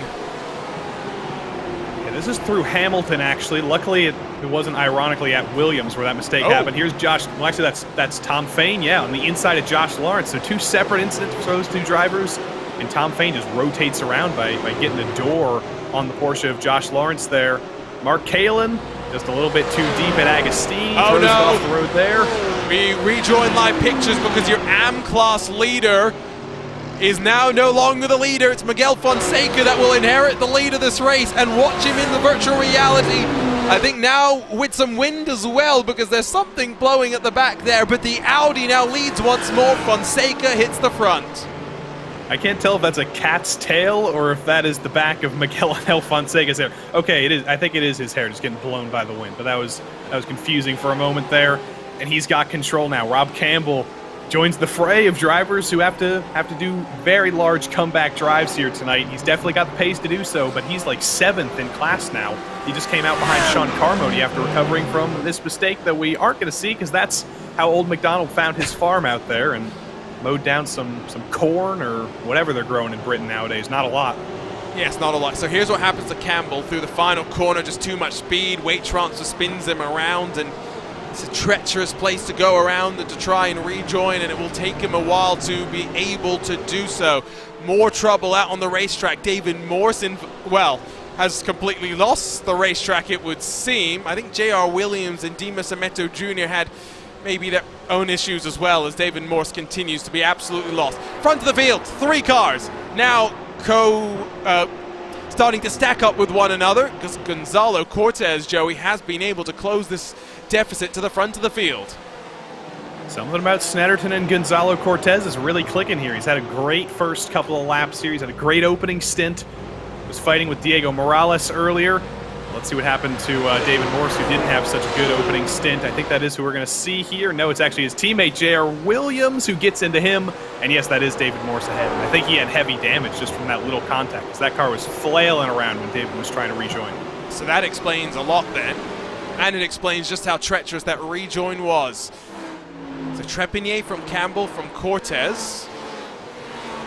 As Demas Jr., by the way, still trying to nurse that car back to the pit lane. Check in with Ted Lowendick, because I am going to revisit this point. Double deckers, fantastic. Curly Whirly, fantastic as well. Dairy milk is a classic, although the American dairy milk is fundamentally different to what the British dairy milk is. Again, British chocolate is superior to American chocolate, Joey. Well, I'm going to disagree, because I did spend 3 months in the UK. I lived there for 3 months at the start of this year. I prefer the old classic. I prefer Hershey's chocolate. I know it tastes like vomit to people in Europe. That's because of the butyric acid that's formed in the process of how they make the chocolate. The butyric acid is formed, which is a compound that's found in vomit, unfortunately. I'm going to end the vomit talk on the broadcast here. And Ted Lowendick, always bringing the backgrounds for us. He messaged me and said he was going to be unhappy if I didn't like his background. And I do like his background, but if you want to really fight for me next time we're in a British track, put some Greg's back there. Give me a sausage roll. It's okay, Ted. If you don't need Joey's approval, you've got my approval at the very least. Although there are plenty more options that you could have thrown in the background that would have been equally good. I am partial to a flake myself. So he's on the back of Thomas Dunn. It's Porsche and then hunting down two of your BMWs behind the AM-class leaders that still are separated, or rather linked with one another and not split by any cars. Rob Campbell is recovered and is in fourth, trying to fight with Sean Carmody, but get the distinct impression as we finish 9 minutes of this race, closing on 10. This is going to be one where you have a lot more flexibility when it comes to that pit window, Joey, just by the nature of having less cars out on the track. Less cars on track and a few extra minutes to play with as well in a 40-minute race. But how many cars have we erased already? There's 4 cars out of the back of the field, then Newhook and Lawrence are in trouble. There are gaps at the back of the field to slot into. I still don't think we're going to be having pit stops anytime soon, because the undercut still never really has any real advantage unless you're really getting held up by the car ahead of you. So I think we'll probably get as long as possible into this run before anybody comes in. There's a spin up ahead. I think that's Thomas Dunn again. It is Thomas Dunn, and whoa, as Keith Benila goes flying on past. That was a nervy moment, to say the very least. Justin Rector will now have at least a little bit of separation as we take a look on board, as Justin Rector has now lost a teammate for company. His teammate Thomas is, well, he's not done, but he's a little bit too far back to work with Justin Rector here in this little sandwich. It is a pro battle here between Rector and Ted Lowendick, 2 drivers who have been a little bit higher up the order this season, but Snetterton is kind of a wild card. It's kind of an equalizer. Some stronger drivers at other tracks struggle to figure this place out, and Rector and Lowendick have both not quite had the speed they've had in previous weeks. They've both kept it on the track, though, and that's what's going to be important for the next 29 minutes. David Morse has left pit lane by the way. Tidy looking BMW M4 GT3 there coming across the line. 2 seconds back from the AM-class battle. That runs 12th and 13th overall. I think David Morse's car is still broken because he's immediately taken the tow back towards pit lane. At the front of the field, still Trepanier that leads from Campbell and Cortez, who have separated themselves from Mitchell Ian Green by 2 full seconds. He's being hunted down by Martins Crisp and Sean Dickinson in the 2 SimCity racing machines. Diego Morales latched onto them as well. It's a McLaren sandwich with the Porsches around. Sean Campbell hanging on quite well for a setup that he built just earlier today. A setup he built earlier today for a car that he had not picked up in quite a while. He's been a Porsche main guy for a couple seasons, I think, or it might have actually been a recent switch, but either way, he's been all Porsche all the time for the past couple of weeks. He's been slotted into a new car where fuel saving is going to be much, much harder. That's his usual thing in the Porsche. He's been loving to save fuel. He occasionally has shorter pit stops than the other drivers because he's able to save a little bit of fuel up front, but he's in a hungry McLaren. You can see the flames in the back. That probably doesn't bode very well for fuel saving. Let's see if he can pull off his usual tricks here. It's worth it. I mean, if the cost of having cool flames come out the back of your car is poor fuel efficiency, then most manufacturers would take it. It is good to have the MP4-12C out on track. We're seeing it in the IMSA Esports Michelin Global Championship as well, with the likes of Altus Esports and even Carbon Simsport and Triton Racing, two of the best Polish sim racing teams, enjoying the fire-breathing McLaren. 1 second splits these top 3 cars as they power themselves around and in towards Agostini. Mitchell Ian Green has now built up some separation to Martin Crisp as well. We talked about how difficult passing was going to be here, and it's very much what we're seeing. It's hard enough to follow, let enough get close enough to make a half-hearted lunge. Morales is trying to get close enough to Dickinson. He definitely has the pace. He should be in that 3-car tandem up front. It should be Trepanier, Campbell, Morales, Cortez all separated by 1 second. But he's getting held up here by Sean Dickinson. Unfortunately for him, Sean Dickinson is fast in all the right places, on all the critical exits onto the straights. Sean Dickinson is picture perfect, and that doesn't even give Diego Morales a chance to peek to the inside. He's going to show his nose here coming into Brundle. He's going to let Dickinson know that he's there, but that's not going to force Dickinson into a mistake. I don't even think Dickinson's looking in his mirrors because he's doing a great defensive job here. Yeah, at the very least, I think what Morales was trying to do, right, is compromise Dickinson into the braking zone and through that next corner so he could get the up and under, but it's not going to work out. SimCity Racing still run 5th and 6th. Correct me if I'm wrong here, Joey. I think I've just realized that SimCity Racing also have only 2 drivers in this championship.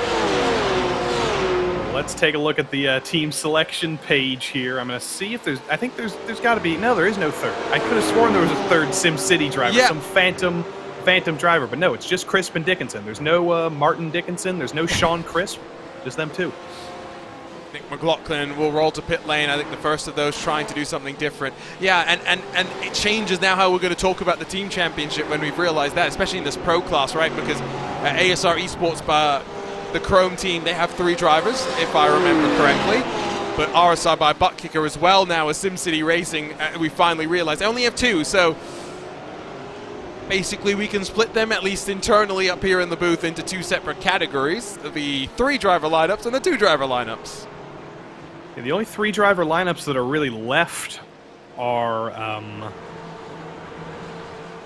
I'm just scrolling down. The Blue Chip Racing, I think, is the only team that has all 3 drivers on their team in the field tonight, because Lunatic, Indy Autosport, they've got Nick McLaughlin here, but I don't think I've seen Drew Becker or David Bush in the field. Nope. And also Caven Norris from ASR Esports isn't here. So all those 3-car teams, they've only got 2 players in the field here tonight. So it'll make it easy for some championship calculations for tonight at least.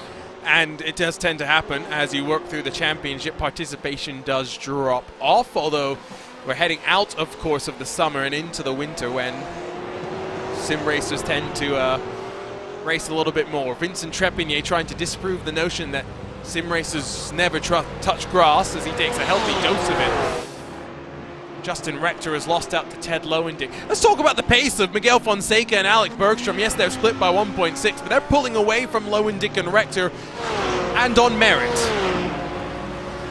Rob Campbell as well, who qualified ahead of both of them. He was fighting for the top 10 overall here. This track has been a great equalizer here, and that frequently happens in this series. We saw last season, Nick McLaughlin, as an AM, was racing with the pros at places. I think he had a top 5 at one point. But he has been promoted to the pro class because of his strong run in the AM class last season. Ryan Patrick has stayed in the AM class this season, but I don't even know if he's here tonight. I don't think I've seen Ryan Patrick on the grid tonight. No, he's not here. Josh Lawrence has had some more issues, and now he heads to pit road as we track again this battle for 5th, with Gnest getting dropped and in danger of being challenged by Menino, Caruso and Pucktel potentially. So no movement at the front as we near the halfway mark of this one. Word in the YouTube chat, Caven is in Mexico. So that's sometimes why we talk about drop rounds playing a factor, because people want to take some time away from the sim. To the inside, Diego Morales will make that one look easy because Dickinson won't fight it, and the Porsche 911 slides its way on forward. And the question now will be, you say Morales has the pace, Joey, to go and be fighting at the front with those top 3. Well, then for him, the target has surely got to be to try and get to where Mitchell Ian Green is and to grab 4th away. That's definitely going to be his end goal. I don't think he really has a chance of sending it forward by the full second per lap and being able to catch Cortez and Campbell and Trepanier, but Mitchell and Green, that's an attainable goal, about 2 seconds, 3 seconds up the road. He's got to get by Martin Crisp here first. He spent so many laps trying to get by Sean Dickinson, but that was real trouble for him. That slowed him down, but Martin Crisp is next on his list. Hopefully he can make quicker progress of that. We'll watch him here through the first hairpin. As I mentioned in the fixed race, that was formerly known as the Montreal hairpin, but it was recently renamed after the late, great Justin Wilson. So that is now Wilson Corner. And a similarly great motorsports name, Giacomo Agostini, takes the name of the next hairpin. Of course, Palmer Corner in between those two. Kind of naming a corner after yourself there, Jonathan Palmer. Don't know how happy I am about that one, but Hamilton, you can guess who that's named after. Then Augie's, I don't actually know the story behind that one. And then, of course, Williams, after Frank Williams coming up after that. It's always good to know your corner names, and these British tracks always love to name every single one of them. Yeah, because corner names are better than corner numbers, especially when you leave turn 7 at Road Atlanta, and the next time you actually get onto the brakes and have to turn the wheel significantly, suddenly you've miraculously ended up at turn 10. I don't know where the portal was that let you shortcut a couple of quarters, but apparently that's how it works in America. A separate conversation to have, but Lewis McLeod is of the opinion that you should never rename corner names. For example, Joey, what is the final corner at Monza called, if I was to ask you? Well, I know this is a trick question because I know it was formerly something that wasn't the Parabolica, or it's the other way around. I don't remember which one it is, but I know it's something to do with that. It is still the Parabolica to all of us, but it is now the Curva Alboreto or something along those lines. I'd have to go look the exact name. Both myself and Lewis have taken some stick for refusing to call it by its new name. Spa showcases that problem perfectly, because even I remember chatting with Martin Haven about this one. Even he was complaining that the corner names at Spa seemed to change every single time he went back there. They've finally done something at COTA, though. I just saw our old friend Joe Peak on Twitter commenting about this. They named the last corner at Circuit of the Americas the Andretti. So that's the first corner they've actually named at that track. Of course, there's turn 1, a huge hill. I think it's like dubbed Big Red, but it's not officially Big Red Corner or anything. The S's are the S's, I guess, so they kind of artificially have a name. But they've only named one corner at that track. There's so much opportunity at Circuit of the Americas to have more than just the Andretti. Yeah, no, there are some fun corners there as well. I like the Circuit of the Americas. It's an unpopular opinion, but I do. Halfway through this race, Trepanier starting to stretch the advantage, albeit slightly. It's now almost 9/10. A bit of a wiggle there from Campbell as he enters into the braking zone at the end of the straight. Flames shoot out the back of that McLaren, of course, as both Campbell and Cortez kick up a little bit of gravel on the outside of the corner. I wonder if Trepanier has just been biding his time, not pushing too hard, and now taking the advantage to try and stretch his legs, because in about 10 minutes' time, Joey, we will see these guys come down to pit lane.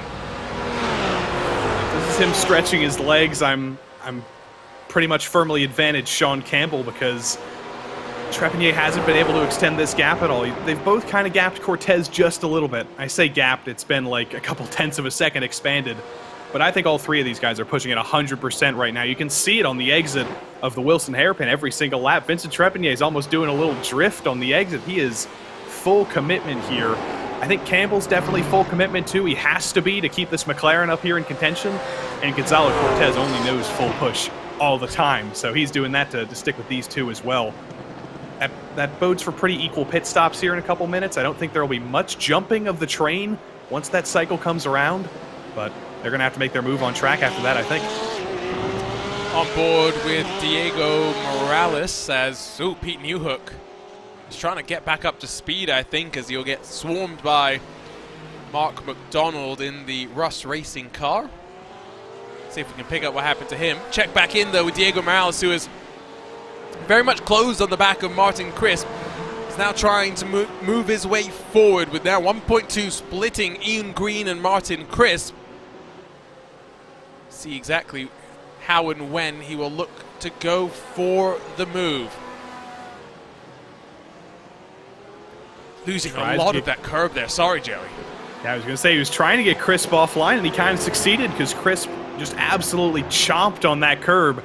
This is what happened to Peter Newhook a little bit earlier, very, very far off the track. I think he throttled it up to not hit the wall. He was kind of successful there, but that's through the bomb hole, I think. Big loose moment. Should be a fairly easy way to spin it around there. I don't know what happened to him in the secondary part of that accident. Maybe he had a second spin. He parks it, waits to find a safe place to rejoin, and succeeds there. Good maybe rejoin. That was just an optical illusion. Yes, Alex Caruso becomes, I think, the first to come to pit lane. In his hardpoint by Delta Sport Porsche 911 Academy 89. Now, how long will he sit and stay for?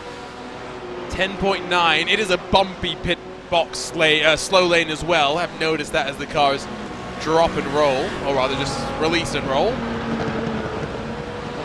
Hits the green cones, off the limiter, rolls back out onto track and builds back up to racing speed. So Caruso finds some clean air. It's going to be important for him.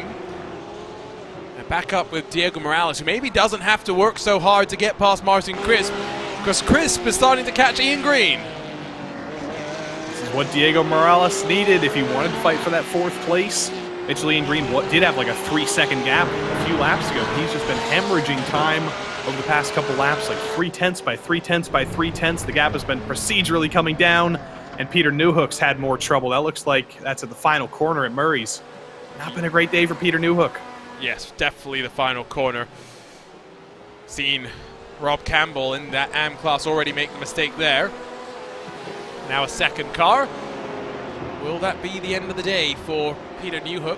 We will have to wait and see. Now, I wonder if it's just all related to management of tires. We grab the very end of the replay there. Very long drift through the longest corner on the track.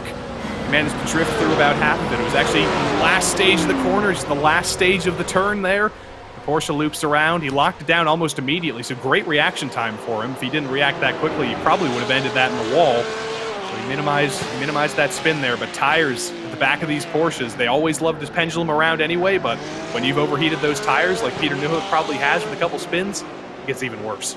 Look how much steering lock do they have to put in to just get through that hairpin down at turn number 2. It's significant. Going hand over hand there was the virtual driver behind the wheel of at number 22. Now 15 minutes to go. Closer and closer to that window. Will anyone try and come down this time by? Will they gamble? 35 car started this race. It has very much come down as Blake Ziti and Nathan Deering work their way side by side down towards Palmer. Deering just barely got clear of ZD there. I think ZD backed out of that one. He knew it's probably not the best idea to go side by side through that tough part of the track there. He's going to try and get in the draft, coming to the hairpin here at Agostini, but he's not going to be close enough. AM battles keep raging on all throughout the field, and a Mercedes and AM. That's not the car that's been the most popular, but Nathan Deering's making it work. Nick McLaughlin has had a little bit of struggles with the Mercedes. There's not a lot of them in the field, but hopefully we get to talk to some of these drivers and see why they're still sticking with it. Yeah, no, I'm very curious about some of those choices. Front of the field, still 3 cars in tow, not pushing Hornets for the time being. Into Riches, they'll throw the cars. Snetterton is, I would say, fairly popular within the UK in the regional national scene. I don't think you traditionally see GT3 cars around Snetterton, though, Joey, at least on a regular race weekend. Yeah, not on a regular basis. I imagine more likely you'll be seeing all sorts of those club series like you mentioned. I'd like to get some of those lower level British club series cars, like a Ginetta on iRacing. I think that would be pretty interesting. And also I want more of those local tracks. Thruxton on iRacing would be incredible. Cadwell Park on this sim, you think it's tough to pass at Snetterton, you're not making a pass in a GT3 car at Cadwell Park if you try, but I think that would be an incredible place to have on here. The Bedford Autodrome, there's so many places in the UK that I would love to see on this sim, and I'm sure iRacing knows that. I'm sure they've got a few secrets up in their pocket. So Rob Campbell, by the way, in AM will leave pit lane after starting at the front. See what he can do. The potential undercut to the rest of his competitors. Porsche sounds fantastic, going down through the gears into the hairpin. Back with your race leaders. Campbell still working that McLaren. And if he hasn't died yet, he'd be unlikely to die as well. Speaking of death, something's happened to Justin Rector. That's one for the PRL book of quotes. Speaking of death, here's what happened to Justin Rector. Welcome to the club, Arjuna. Let's see what happened to Justin Rector here under braking. Didn't clip the grass, just takes a little bit too much speed in, and well saved. Very, very well saved there coming into Williams. So great job, Justin Rector, and Sean Campbell's taking a Sean Gamble. He's the first driver in. These puns are doing something to my brain, that's for sure. Here he goes, fire out the back once more. 10.3, about what we expect in terms of pit stop time. Crisp 9 seconds, Dickinson 10. That's the difference between the Porsche and the BMW. So now Sean Campbell comes out behind Ted Lowendick, who he will hopefully not get stuck behind for too long, because this is when he's got to go fast. He's got to hope that Trepignet can't respond, because the gap between Cortez and Trepignet is already up to 1.6 seconds. I think Trepignet's put the hammer down. He definitely has. That last lap of 1:43.4, that was within a tenth of a second of his best lap time in this race. So he is certainly pushing.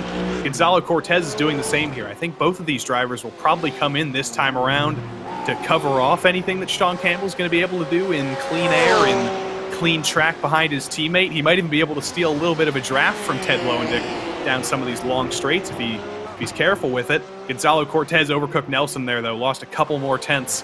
He's pushing very hard, but it's forced him into a mistake. About 10 and a bit minutes to go. Time looked good. Time is looking good for Trepignet and Cortez on this lap. So as the fuel burns off, the car obviously picks up speed. Trepignet pulls right. He'll come in. Cortez follows to the Porsche's box at the same time. You'd expect Ian Green Morales to come in as well this time by. So we'll hit 10 to go and expect drivers to finish the cycle of pit stops. Question is, where is Sean Campbell on the lap relative to those that will already drop and roll? Trepignet will hit the limiter button now, with Campbell already up to speed and pummeling down in towards turn number 1. It might be close between Cortez and Campbell. It's not so close between Trepignet and Campbell. Campbell was in the box for a full second longer than Trepignet. Our theories about the McLaren sucking up a lot more fuel, well, that was very, very true, I think, because Sean Campbell is not normally a driver that's more thirsty for fuel than the others ahead of him. And in this McLaren, he had to spend an extra second in the box, and he's lost that full second on track. You can see that the gap that was once about half a second, it's now tripled. He's got a lot more work. And I think in that McLaren, the question will be how much can he afford to push while retaining some semblance of stability in that machine. So it's Porsche from McLaren, from Porsche, Porsche, Porsche, Porsche, BMW, Porsche, Porsche, Porsche, Porsche, Audi, Porsche, Mercedes, Porsche, BMW. There is a Porsche flair to this series. That's why we will talk so much about the characteristics of that car, the outgoing 991.2 generation GT3 car. Of course, the 992 generation car will arrive in 2023 to compete around the world. Hopefully, get it on iRacing sooner rather than later. New versions of the Lamborghini will come next year as well, along with the brand new Ferrari model GT3 car. And recently, the change at the top of Audi Sport. Questions remain about, is there actually going to be a future successor to the R8 GT3, or was the assumed end to the program very much still going to be on the cards? As we cross the line to begin, about 8 minutes left, so the gap has come down below a second. Sean Campbell is pushing and is back in drafting range. He's been pushing very, very hard. That last lap was his best of the race, a 1:43.47, so he has put the hammer down. Like we've said, Vincent Trepignet's tried to do a couple times. Sean Campbell's actually been able to do it and bring that gap down, but he's only got 8 minutes to actually make a move, and that has been the most difficult thing to do. You can bring that gap down to like the wall of about half a second, but after you get there, actually bringing that down and actually finding a place to pass Vincent Trepignet, That is what is going to be very, very difficult. I was just losing my mind while saying that, though, because I just realized that you can see Sean Campbell's helmet through the windscreen of that McLaren. Yes, you can. There it is. Yeah, now there's old Nicolas Cage. There's our buddy. Yeah, now you've brought it up, I can't unsee it ever again. As I heard a bonk, and now there's a car back on pit road, and that's a damaged Porsche 911 GT3R. Poor old J.R. Williams has not had a very good night, unfortunately. SRT Esport as a whole, him and David Morse, they want to get the heck out of Snetterton. Can't blame him, really. This has not been a very kind track to anybody. He's trying to race with... Oh, my goodness. He's trying to race with Justin Rector. Oh! And... Oh, dear. Okay, so, let's look at this again, and from up above. Yeah, there's no gap there for him to go with. Okay. But Justin Rector, retaliation, that's been on the mind of everybody in motorsports this week. Yeah, no,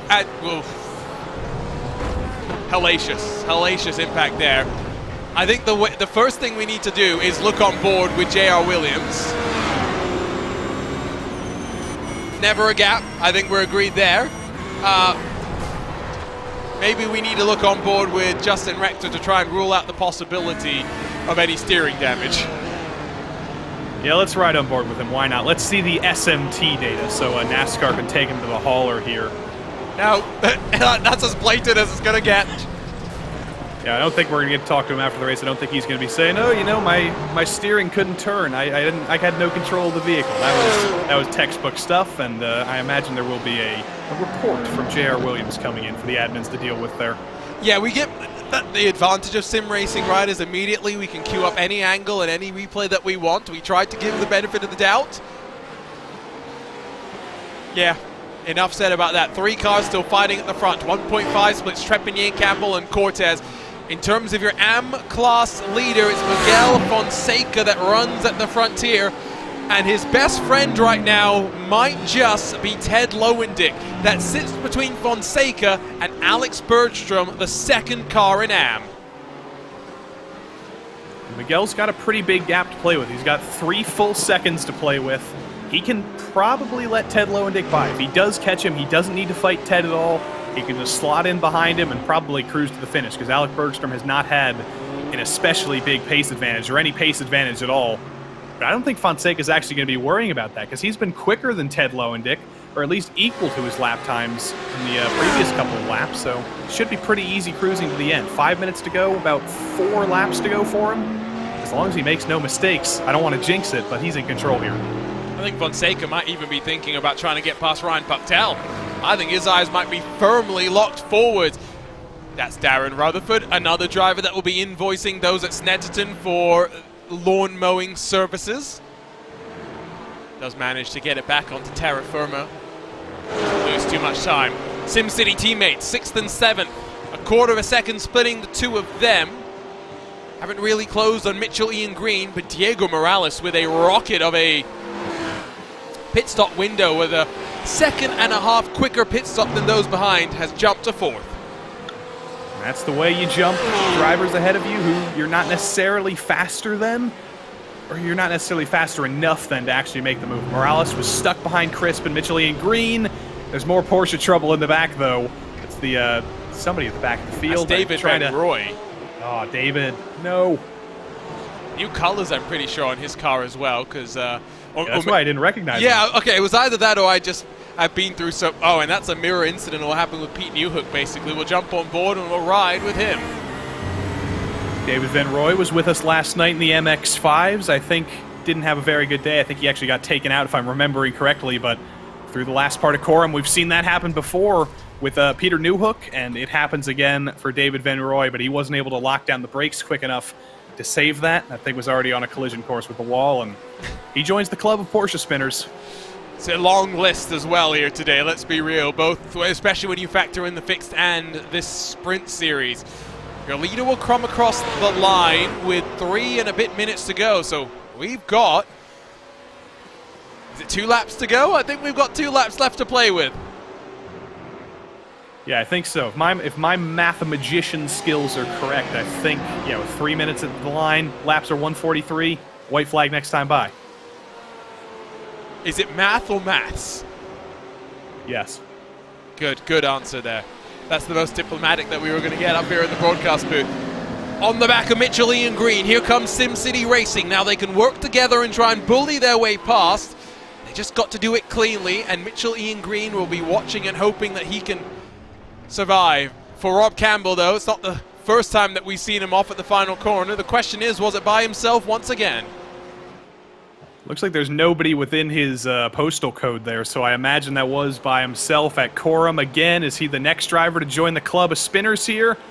I think you can probably tell. No, it isn't. Sean Campbell!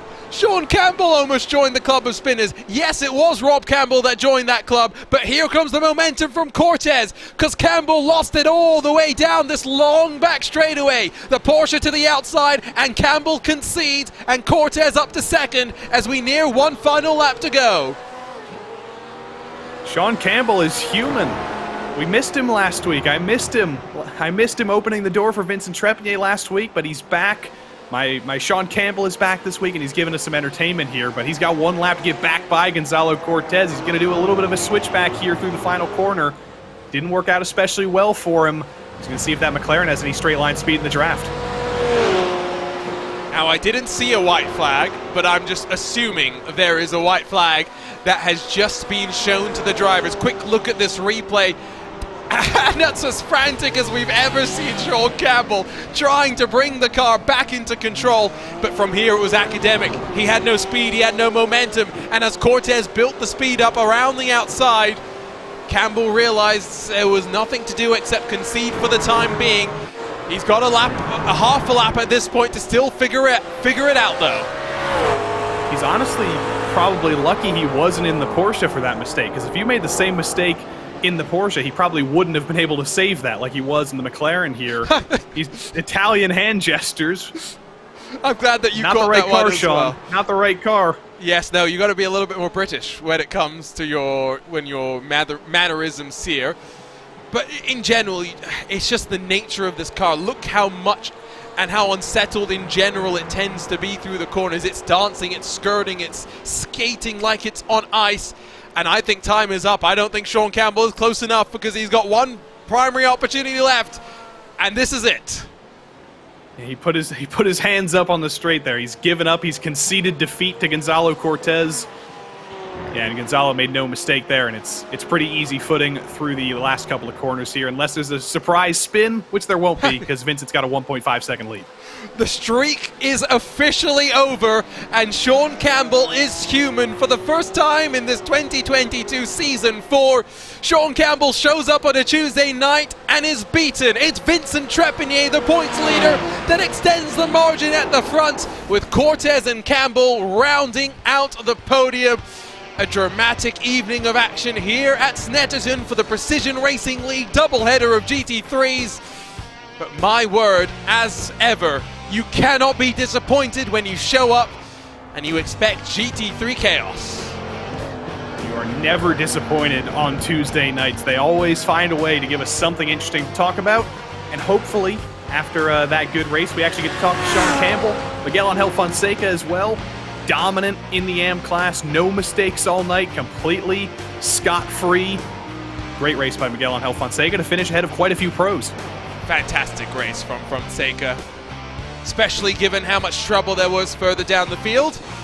Hopefully, we can actually talk to Sean Campbell for once and ask him if this was similar to his experience of driving this car throughout the course of the race. I think we may have had some trouble, because Nick McLaughlin is going to be very slowly and gingerly coming across the line, and it will just be just in front of Alan Roth by the narrowest of margins.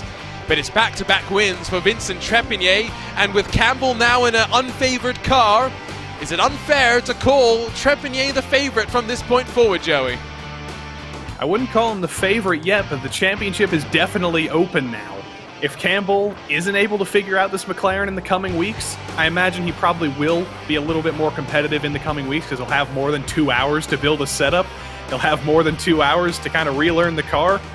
I'm amazed by how fast that car is driving in reverse gear, by the way, but that's unrelated. It's going to be Trepanier versus Campbell versus Morales. We have a championship fight now. that's pretty great to see. Let's see if he'll show some drifting skills. He did a nice little J-turn for us on the back straight that was blocked by the bridge. He's not going to show off anymore for us, unfortunately, I think. Oh, maybe he will a little bit. In terms of the track, though, I mean, let's quickly recap before we talk about the race results here, Joey. It's a track that we said a lot of these drivers likely did not have any practice with, and I think that was borne out with the results here today. And that'll be repeated when we go to Oschersleben in 2 weeks, when we go to Rudskogen to end the season. 2 tracks that I'm sure drivers will have experience with, they'll have practice with, but it's not a track that they've done multiple races on. There's a lot of places we go to, like Barcelona next week, where they probably know that track like the back of their hand. But I always love these randomizers, these equalizers, and they guarantee great races, especially when they punish mistakes like Snetterton does.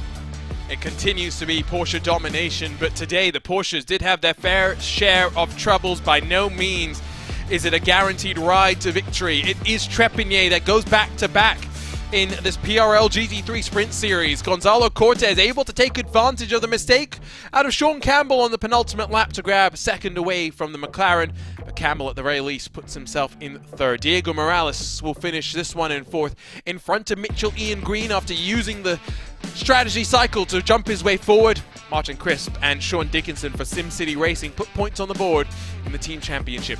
Dave Menino, Arno Gnest and Alex Caruso round at the top 10 in this pro category, while Ryan Puctel finishes just in front of Miguel Fonseca, who wins for the second time, I believe, this season in the AM category, and with a car in between him and the rest of his competitors. Lowendick splits Fonseca from Alex Bergstrom, who gets second in AM, Keith Benila 15th overall, Sean Comedy and Rob Campbell 16th and 17th. Campbell will be a little bit frustrated with 2 incidents at the final corner. Blake ZT, Nathan Deering and Nick McLaughlin the top 20. Alan Roth and Thomas Dunn 21st and 22nd, with Colin McKenzie and Darren Rutherford the Ampere 23rd and 24th, while the Vector by RSR Porsche of Joshua Lawrence in 25th, in front of the Rush Racing 216 of Mark McDonald, David Van Roy 27th, with Justin Rector 28th.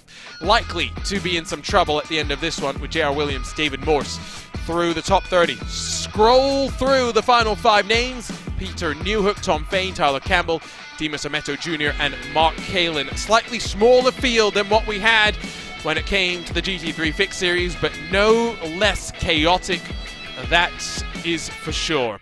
It's time for post-race interviews, and to do that, we will head down trackside and we will start with your pro winner, Vincent Trepignet, standing by with Joey Trebin. Joey Trebin here with Vincent Trepignet. Vincent, congrats on the win tonight, and you finally beat Sean Campbell on track.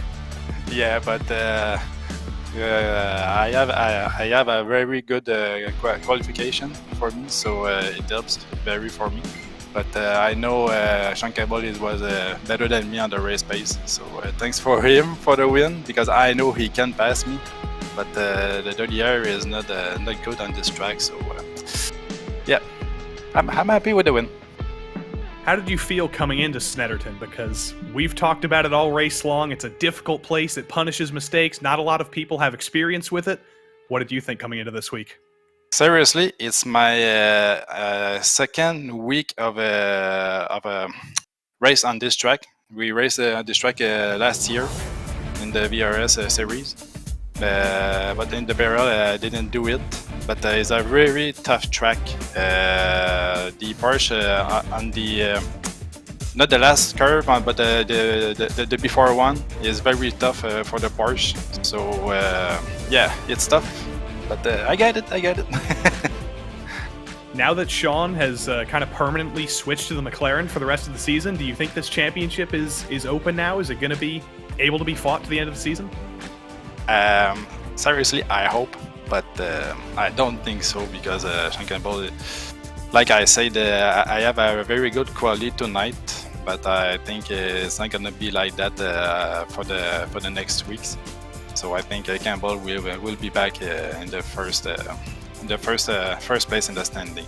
But I will hope to win the championship. But I think Campbell got the chances to.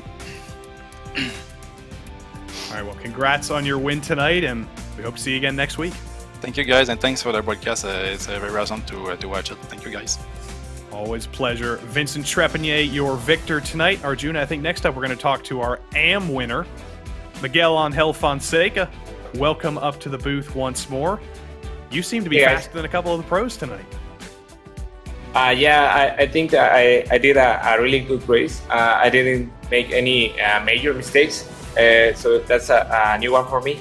And yeah, this week it was a lot of practice. I've never raced in this track before, and yeah. What did you think of the Audi around this track? Because it's kind of been a Porsche festival here in the Precision Racing League this season, but you've stuck with the Audi, and it seems to be working pretty well for you. Yeah, the first and second sectors were really decent, I believe. The last sector, I couldn't drive it well. It was always making mistakes, losing time. But I don't think the faster cars in a straight line didn't have a good opportunity here. So I think that's why the Audi was a decent car for this track. All right, well, congrats again on your win tonight, and we wish you good luck as well for the rest of the season. Thanks, Eric. Miguel Angel Fonseca, your victor in AM. We've got one more driver to talk to. Sean Campbell is finally joining us after finishing second. We explained to the viewers that you kind of accidentally ended up in the McLaren tonight, but tell them what happened from your perspective. No, I finished third. Did you? I messed up on the second to last lap going onto the back straight. Oh, yeah, you're right. My timing didn't refresh. You did finish third. That's right. Yeah, but I don't know. I'm out of breath. That might be the hardest I've driven in a very, very, very long time. Because, I don't know. I'm lucky that it was the McLaren that it decided to give me, because I used to drive this car like religiously 9 months every single day I drove it, but then they changed it. But it's gotten better apparently. I did a lot better than I was expecting to coming into the practice session. So how hard is this going to be for the next 5 weeks? I'm sure you'll have more than 2 hours to make setups for the next 5 weeks, but now you're kind of on the back foot in the McLaren. You got to fight Trepanier and Morales and the rest in the Porsches. Is the championship still going to happen? I hope. I think I gotta stretch my legs back in this car. It's just, I don't even know what the schedule is, but I think it's probably worth it to try and stick it out in this thing instead of take 40-point loss. We look forward to seeing that. I think it's going to be a pretty exciting finish to the season, and hopefully you get more than 2 hours to build a setup for this thing next week. Yeah, hopefully. Sean Campbell, your third place finisher tonight, not second. And that about wraps it up for everybody we get to talk to this week, Arjuna. Yeah, always great to get to talk to some of the drivers. Wish we could talk to more, but unfortunately we have to say goodbye, but not without talking about what's coming up next week. 7 days from today, not 7 weeks from today. We go racing once more in this Tuesday night doubleheader. Again, the fixed series will go up first for 35 minutes and then the sprint series for 40 minutes. I still don't know what layout that we are using of this track, but no matter what layout that we are using, it is going to be a fascinating and tough race. I'm actually going to check that for you right now. Let's see. Let's load it up. It is the chicane layout. Boo. Boo, indeed. But it doesn't have the old hairpin. It's the current Grand Prix layout, so it has the longer turn 10 at Lakaisha. Ah, interesting. Okay, so we at least get a little bit of the old and the new together in some ways. That will be an interesting little dynamic. Of course, let's look at the schedule before we truly say goodbye, Joey, because we're halfway done. 5 races still left to play. Oschersleben and Rudskogen, 2 new tracks. Circuit of the Americas, 1 named corner now, and Suzuka. That's guaranteed to be a good race no matter what you put on it. If you haven't enjoyed the first 5 weeks of the GT3 series on RaceSpot here in the PRL, well, the next 5 weeks will be even better, so join us. I think the real point is, if you haven't enjoyed the last 5 weeks, what would you need to enjoy? Because it has been electric. Unfortunately, though, all good things must come to an end, and it includes, excuse me, Tuesday night PRL. I'm getting so excited, I completely stumbled into a cough there. My word, Snetterton was chaotic, and Barcelona will be so as well. And after that, it's to Oschersleben, a track known, and infamous rather, known for its Turn 1 chaos. Today, though, it was surprise for Sean Campbell in the car that he had to compete with. It's Vincent Trepanier, the championship leader in the GT3 Sprint Series, that will extend his advantage, and what a race that we had. in the GT3 Fix Series, as well as Floyd Kerr won for the second time in 2022. Season 4 will be racing from the Spanish coast in 7 days' time, but for the team at RaceSpotTV, for Joey Tebben, and for myself, Arjuna Kankipati, thank you so much for your company on this Tuesday night. We'll see you next time out in Barcelona. We say goodbye to you from Snetterton, and we'll see you soon for Precision Racing League action on RaceSpotTV.